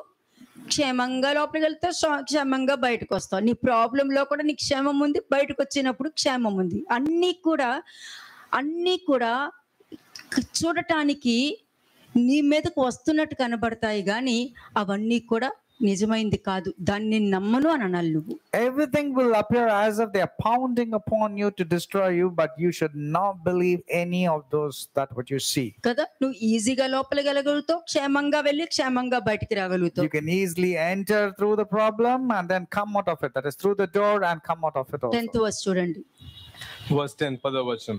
దొంగ దొంగతనమును హత్యను నాశనమును చేయుటకు వచ్చును గాని మరి దేనికి రాడు. అంతే, మనశ్శాంతిని పోగొట్టడం, సంతోషాన్ని ఇవ్వకుండా ఉండటం, ఆ ఒక్కరి వలన ఇంట్లో ఉన్న అందరికీ సంతోషం లేకుండా చేయడం, ఇవన్నీ తీసుకొచ్చేది వాడి పని. వాడి పని ఏంటంటే ఆ ఇంటిని డిస్ట్రాయ్ చేయాలంటే ఒక్కరు చాలు. ఇక్కడ యాకోబు అతను ఒక్కరి వలన వాళ్ళ ఫ్యామిలీనే కాపాడుతున్నప్పుడు ఈ దొంగ ఏం చేస్తాడు? దొంగతనము హత్య నాశనం చేయడానికి వస్తాడు. ఆ కుటుంబంలోనికి ఎంటర్ ఆ కుటుంబంలో ఉన్న వాళ్ళందరినీ కూడా ఒక్కరిని చేజెక్కించుకుని మిగతా వారికి సంతోషం లేకుండా చేస్తూ ఉంటాడు. The thief will come only to steal, to kill, and to destroy. He will make use of one person. Because of the one person, entire family's peace will be destroyed. But what did Jacob do? Jacob really took care and he ensured that his family was protected from this kind of evil attack. కదా, గొర్రెలకు జీవము కలుగుటకును అది సమృద్ధిగా కలుగుటకును నేను వచ్చితేనని మీతో నిశ్చయముగా చెప్పుచున్నాను. I have come that they may have life and that they may have it more abundantly. అంటే ఇక్కడ ఏం కనబడుతుంది? What do you see here? తప్పుడు బోధలతో దేవుడు చెప్పాడు, దేవుడు మాట్లాడారు, దేవుడు స్వరం విన్నాను, నాకు దేవుడు దర్శనం ఇచ్చారు, నేను అక్కడ మాట్లాడాను ఇక్కడ మాట్లాడాను అని చెప్పి దేవుడు చెప్పారని బోధించుకుంటూ వెళ్ళి అక్కడున్న గొర్రెలంతా చంపేసేసి దేవుడు నువ్వేం చేశావు అని అడిగినప్పుడు కయ్యనేమో ఏమో నాకు తెలియదు అంటాడు కదా. అట్లాగా నేను అపరాధం ఏమి చేయలేదు, వాళ్ళే చేశారు, నీకు విరోధంగా చేసి వెళ్ళారు, వాళ్ళది తప్పు, నేను బాగానే నేర్పించాను అని ఈ దొంగతనము హత్య నాశనము చేసేసి వెళ్ళిపోతూ ఉంటారు. These kind of pastors and evangelists, they will mask as if they are shepherds, but they are ravenous wolves. They go on preaching the wrong things and all.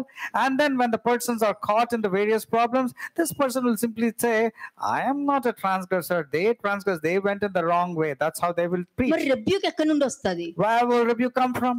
కదా, ఇప్పుడు తండ్రి గద్దించని కుమారుడు ఎవరు?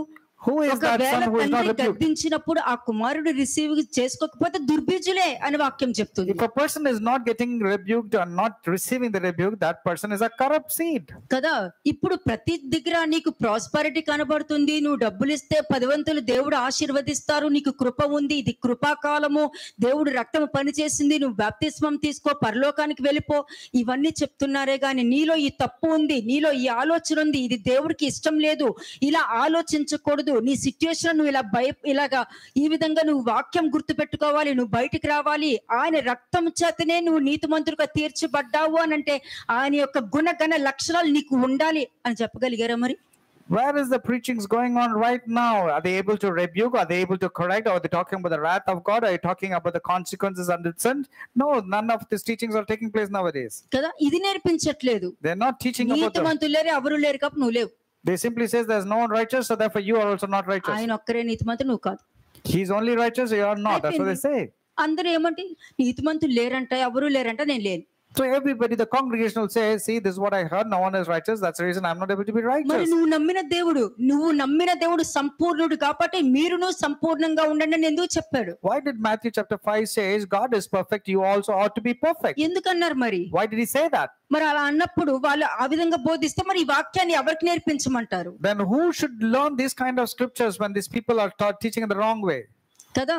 ఇంకోటి, దేవుడు నా పాపాలు జ్ఞాపకం చేసుకోరంట అన్నారు. ఎందుకు జ్ఞాపకం చేసుకోరా అన్నది తెలియాలి కదా అక్కడ. And some people says, God will not remember my sins. So you should know when and to whom did God say that I will not remember your sins? మరి ఎలా నేర్పిస్తావు నువ్వు? How are you going to teach నువ్వు them? దేవుడు చెప్పారని ఒక వాక్యం పెట్టి ముందు పెట్టి నేర్పిస్తావు. దేవుడు నీ పాపాలు జ్ఞాపకం చేసుకోరంటే వ్యభిచారం చేసేవాళ్ళు, దొంగతనం చేసేవాళ్ళు, మోసం చేసేవాళ్ళు, అబద్ధాలు చెప్పేవాళ్ళు, చుట్టుపక్కల తిరిగి అబద్ధాలు చెప్పి ఇతరులకి నాశనం చేసేవాళ్ళు, వీళ్ళందరూ కూర్చుని విన్నప్పుడు దేవుడు నా పాపాలు జ్ఞాపకం చేసుకోరని అనుకుంటారు, కానీ పాపంలోనే మిగిలిపోతారు. To the adulterers, to the corrupt people, to the people who are fornicators, adulterers, and all the sinners, if you say, yes, it is okay that you can keep on sinning, means these people will continue to live in sin because the pastor has said, there is none righteous, you can do God's work. అంటే వీళ్ళెవరు? జీతగాళ్ళు. Who are these people? They are hirelings, they are hired. గొర్రెల కాపరి కాదు. They are not the shepherds. గొర్రెల కాపరికి గొర్రెలు కావాలి, జీతగాడికి జీతం కావాలి. A hireling needs only the salary, but a shepherd is taking care of the sheep. 12th verse చూడు. 12వ వచనం, జీతగాడు గొర్రెల కాపరి కాడు గనుక గొర్రెలు తనవి కానందున తోడేలు వచ్చుట చూచి గొర్రెలను విడిచిపెట్టి పారిపోవును. అంతే, శిష్యులందరూ పారిపోయారు కదా ఆ దినములో. The disciples also were scattered at the time. శిష్యులే పారిపోయారు. శిష్యులు ఇప్పుడు బోధిస్తే ఎందుకు నమ్మాలి? Why should they believe in the disciples? ఎందుకు నమ్మాలి? Why should you believe? కదా, సిలువ వేసే టైంలో బాలను కూడా పట్టుకుంటారని అందరూ పారిపోయారు. మరి ఈ దినంలో కూడా నన్ను వదిలి అందరూ పారిపోతున్నారా? The disciples ran away because they don't want to be caught along with Jesus. Even now, are you running away from Jesus? చెప్పుకుంటున్నారు కదా, అందరూ చెప్పుకుంటారు. Everybody says that. వీళ్ళ శిష్యులేంటి? అతను మరణించారు కదా, మరణించిన తర్వాత అతను మళ్ళీ వచ్చారేంటి వీళ్ళు? ఆయన వీళ్ళు పారిపోయిన వాళ్ళు వీళ్ళ చెప్పేది మనం నమ్మడం ఏంటి? పారిపోయేవాడితో మనకు సంబంధాలు ఏంటి అని అన్నారు. And they were mocking at Jesus' death, and they said he died and did not come, and these people also ran away. Why should we believe in these people? And we are not going to believe in them. ఇప్పుడు పేతురు కూర్చుని లెగడంతోనే అపరాధిగా తీర్పు తీర్చబడినప్పుడు, మరి సిలువ వేసే టైంలో శిష్యులందరూ పారిపోయినప్పుడు ఏమనుకుంటారు వాళ్ళు? ఇతను నిజంగానే దొంగ కాబట్టి వాళ్ళు పారిపోయారు అని అనుకుంటారు. And just Peter got up from his seat and he was accounted as a transgressor. And when the disciples ran away during the time of Jesus was handed over, they will also say they ran away. కదా, మరి ఒకసారి ఆలోచించండి.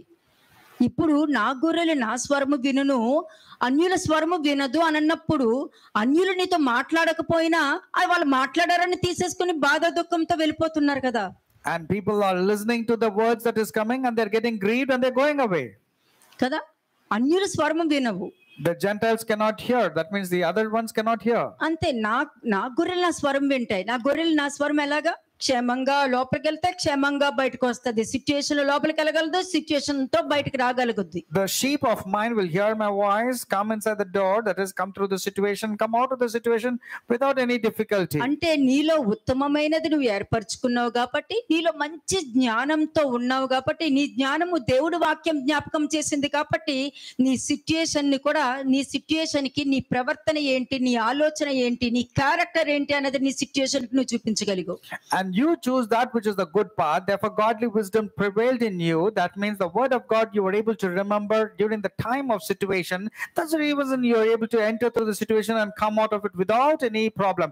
And even your situation was able to recognize the word of God that is inside you, and it will not affect you. It will go away from you. తోడేళ్ళ దగ్గరికి వదలను. I will not let you loose to the wolf to నన్ను catch you. చూపించుకుని మరలా తెచ్చుకుంటానేమో గాని తోడేళ్ళకి ఇవ్వను. తోడేలు తోలు తెస్తాను.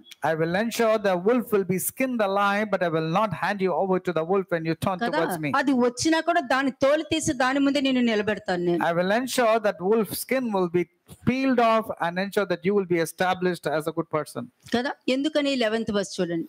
See verse 11. 11వ వచనం, నేను గొర్రెలకు మంచి కాపరిని, మంచి కాపరి Yes, గొర్రెల కొరకు తన ప్రాణము పెట్టును. You do that, Ante. Lord. Yes, Lord. మొదటి శరీరము మీకే వదిలేశాను. The first మొదటి body, శరీరము మీకే వదిలేసి వెళ్ళిపోయాను. the first body I've given it and I've gone to you. ఎలా చూసినా తగ్గింపే గుణమే మీకు చూపిస్తున్నాను No నేను. matter what, I'm showing you a humble attitude only. 11th verse లో ఏముంది? What's that? in నేను verse 9? గొర్రెలకు మంచి కాపరిని, మంచి కాపరి గొర్రెల కొరకు తన ప్రాణము పెట్టును. I am the good shepherd gives his life for the sheep. ఆ ప్రవర్తన అపోస్తల పౌలులోనూ ఉంది, మోషేలో ఉంది కూడా.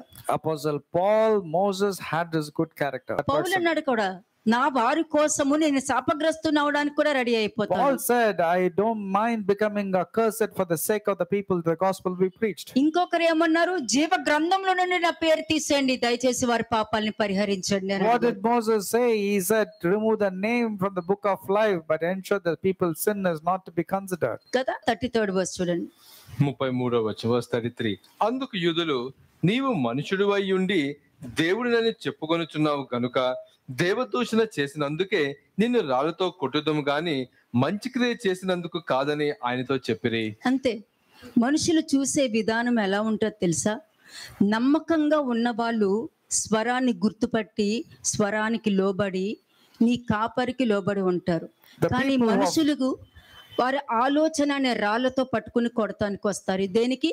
దైవ దూషణ చేస్తున్నారు అని చెప్పి. The people who have chosen that which is a good part will always abide to do that which is good. But the people who are wrong with their thoughts, they will throw stones. The thoughts will be like stones thrown at the people. Why? To hand you over. ఇక్కడ ఏమన్నారు? అందుకు యూదులు, నీవు మనుషుడిపై ఉండి దేవుడినని చెప్పుకొనిచున్నావు కనుక దేవదూషణ చేసినందుకే నిన్ను రాళ్ళతో కొట్టుదుము గాని మంచి క్రియలు చేసినందుకు కాదు. కానీ వాళ్ళు చేసినంత మంచి నేర్పించడము, మంచి చూపించడము, మంచి మార్గంలో నడిపించడము, మంచి విధంగా తీసుకురావడము, క్షమించడము, నేర్పించడము, కొట్టడము, బుద్ధి చెప్పడము, సరిదిద్దటము, బాగు చేయటము, మరలా వాళ్ళని బుద్ధి చెప్పడము, ముద్దు చేయడము, మరలా వారికి ప్రేమ చూపించి నేను ఉన్నానని చూపించడము, ఇవన్నీ కూడా నువ్వు చేయడం వలన కాదు, నువ్వు దేవుని కుమారుడు అని చెప్తున్నావు చూడు, దాన్ని బట్టి నేను రాళ్ళతో కొడుతున్నాను అని చెప్తున్నారు. The Jews knew that Jesus did only good works in all areas of his life, but they were telling it's not because of what good works that you have done, but you have blasphemed because you said that you are God, whereas you are a man. మరి ఇటువంటి understanding, ఇటువంటి ఆలోచనతో ఉన్న కాపర్లు ఉన్నారనుకోండి, If the person who's a pastor having this kind of attitude like a Jew, మేము అపరాధం కామని justify చేస్తూ ఉంటారు. వాళ్ళు అంటున్నారు కదా, మేము కరెక్టే చేస్తున్నాం, నీదే తప్పు, నీ మంచి క్రియలతో నాకు సంబంధం లేదు, నువ్వు దేవుడిని అని చెప్పుకుంటున్నావు చూడు, ఇది తప్పు, ఇది తప్పు కాబట్టి నువ్వు దైవ దూషణ చేస్తున్నావు అని చెప్పే కాపర్లు ఉన్నారు. these are the people who are pastors who will say, we have not transgressed, the congregation has transgressed, like how the Jews have told. It's not for the good work, but because you made yourself as God. చూద్దాం వారు ఎవరు అన్నది చూద్దాం. Acts 9:15. Acts chapter 9 verse 15. అపోస్తల కార్యము 9వ అధ్యాయము 15వ వచనం. అందుకు ప్రభువు, నీవు వెళ్ళుము, అన్యజనుల ఎదుటను రాజుల ఎదుటను ఇశ్రాయేలు ఎదుటను నా నామము భరించుటకు ఇతడు నేను ఏర్పరచుకున్న సాధనమై ఉన్నాడు. ఇతడు నా నామం కొరకు ఎన్ని శ్రమలను అనుభవింపవలనో నేను ఇతనికి చూపుదునని అతనితో చెప్పాను. అంతే. మీ అందరికి కూడా చూపించవచ్చు ఆ నామానుకున్న విలువ ఏంటి, ఆ నామం ఎలా ఉంటుంది అనేది మీకు కూడా చూపించవచ్చు. I can also show you what's the importance of the Lord and how great the name of the Lord is. I can show it to you నీకు also. సాతాను చూపించినా దేవుడు చూపించినా కూడా నువ్వు ఎవరిని రిసీవ్ చేసుకుంటున్నావా అన్న అండర్స్టాండింగ్ నీకు ఉందనుకో, నువ్వు దేవుని రిసీవ్ చేసుకుంటే క్షేమంగా వెళ్తావు, క్షేమంగా బయటకు వస్తావు. It all depends on whom you're receiving, Satan's word or the word that comes from God. If you listen to the word of God, you can go peacefully and come back also peacefully. Colossians 1:26-28. కొలసీలకు రాసిన పత్రిక 1వ అధ్యాయము 26 నుంచి 28 వచనం. Colossians chapter 1 verses 26 to 28. మీ నిమిత్తము నాకు అప్పగింపబడిన దేవుని ఏర్పాటు ప్రకారము నేను ఆ సంఘమునకు పరిచారకుడనైతిని. అన్యజనులలో ఈ మర్మము యొక్క మహిమైశ్వర్యమును ఎట్టిదో అది అనగా మీ యందున్న క్రీస్తు మహిమ నిరీక్షణ అయి ఉన్నాడను సంగతిని దేవుడు తన పరిశుద్ధులకు తెలియపరచుకోరి ఇప్పుడు ఆ మర్మమును వారికి బయలుపరచెను. ఏమని? ప్రతి మనుషుని క్రీస్తునందు సంపూర్ణంగా చేసి ఆయన ఎదుట నిలవబెట్టవలనని సమస్త విధములైన జ్ఞానముతో మేము ప్రతి మనుషునికి బుద్ధి చెప్పుచు ప్రతి మనుషునికి బోధించుచు ఆయనను ప్రకటించుచున్నాము. అంటే నీ రెబ్యూక్ లో కూడా దేవుడు ఉన్నారు. That means even in the rebuke, God is there. ఇక్కడ క్లియర్ గా అపోస్తల పౌలు చెప్పుకుంటున్నా, అంటే క్రీస్తునందు సంపూర్ణంగా, అంటే క్రీస్తు భార్యని సంపూర్ణంగా చేసి క్రీస్తు ముందు నిలబెట్టి సమస్త జ్ఞానముతో వారిని నిలబెట్టడానికి అపోస్తల పౌలు అక్కడ అందరికీ బోధించుకుంటూ వెళ్ళాడు ఆ కాలంలో. ఇప్పుడు నేను మీకు నేర్పిస్తున్నాను. Apostle Paul has been preaching, warning every person, teaching him, and every man in the wisdom, and he was presenting a person to the Lord Jesus Christ. That's what has been taught even now.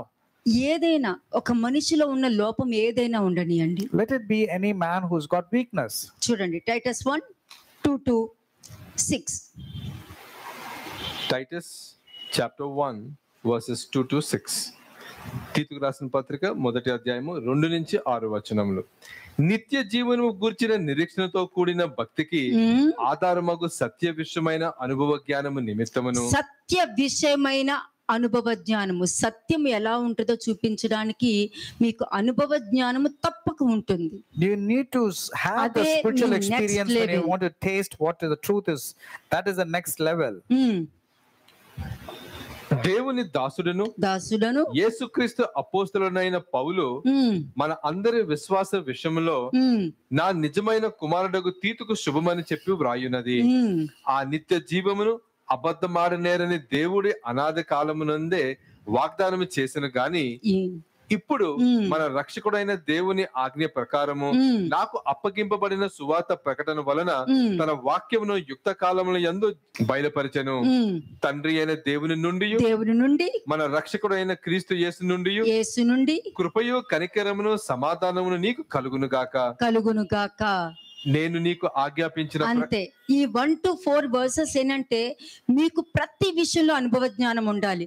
కష్టంలో ఉన్నప్పుడు ఎలా ఉంటుంది, అన్ని ఉన్నప్పుడు ఎలా ఉంటుంది, అన్ని పోగొట్టుకుంటే ఎలా ఉంటుంది, ప్రతి దాంట్లోనూ కూడా దేవుని యొక్క అనుభవ జ్ఞానం కలిగి ఉండాలి. ఆ దేవుని యొక్క ఆ మహిమని నువ్వు చూడగలగాలి. Every person needs to have an experience in good times and bad times, in lacking times and abundant times. Every time you need to have an experience about the wisdom of God. అప్పుడే కదా నువ్వు క్షేమంగా లోపలికి వెళ్ళగలుగుతావు, క్షేమంగా బయటికి రాగలుగుతావు. ఇది నాకు ఇష్టమైన భార్య యొక్క లక్షణాలు. And only then you can safely go inside and come out, and these are the wonderful characteristics of the wife మరి that నాకు Christ is భార్యగా looking. ఉండాలంటే నేనేం చెయ్యాలి? If you have to be a wife పసుపు for స్నానాలకి Christ, ఏమీ కడగవు కదా. పసుపు స్నానాలకి ఎవరు పవిత్రపరచబడరు. nobody can become pure because of the turmeric water or the cleansing of any other water. 5th verse చూడండి. 5వ వచనం. నేను నీకు ఆజ్ఞాపించిన ప్రకారము నీవు లోపముగా ఉన్న వాటిని దిద్ది. నీలో ఏంటి లోపం ఉంది రాసుకో. ఆ లోపంలో ఉన్న వాటిని దేవుడే నీకు దిద్దటం అనేది మొదలు పెడుతున్నారు. అది దిద్దేటప్పుడు సాతాను కూడా ఎంటర్ అవ్వచ్చు. కానీ నువ్వు నీ భర్తకు క్రీస్తును జ్ఞాపకం చేసుకుంటే నువ్వు క్షేమంగా లోపలికి వెళ్తూ క్షేమంగా బయటకు వస్తావు. You can, if you remember the husband who is Jesus Christ, that is the word of God, you will go safely and you'll come. So that whatever is lack inside you, you ensure that is not there anymore. Next, ప్రతి పట్టణంలోను పెద్దలను నియమించు నిమిత్తమే నేను క్రేతిలో నిన్ను విడిచి వచ్చి తిని, ఎవడైనను నిందారహితుడను ఏకపత్ని పురుషుడును దుర్వ్యాపార విషయము నేరము మోపబడిన వారై అవిధేయులు కాక విశ్వాసులైన పిల్లల గలవాడై ఉన్న ఎడల అట్టి వారిని పెద్దగా నియమించవచ్చు. మరి ఇది జరగట్లేదు కదా. ఎవరికి డబ్బు ఉంటే వాళ్ళు పెద్ద, డబ్బు లేకపోతే వాడిని ఎక్కడో దూరంగా కూర్చోబెడతారు. If somebody has got money, that man becomes a bishop or an elder. If he doesn't have, means he's insignificant in the church. కదా.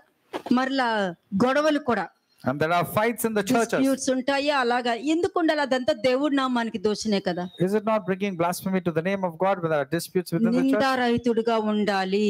You have to be blameless indeed. నీ మీద నింద పడినా కూడా నువ్వు నిజంగా ఏ తప్పు చేయకపోయినా నువ్వు వాక్యం గుర్తు పెట్టుకున్నావు అంటే నువ్వు నిందారహితులుగానే ఉంటావు. When you are blamed and when you remember the word of God, you will be blameless and upright. You will not be afraid. దుర్వ్యాపార విషయము నేరము మోపబడని వారై ఉండాలి.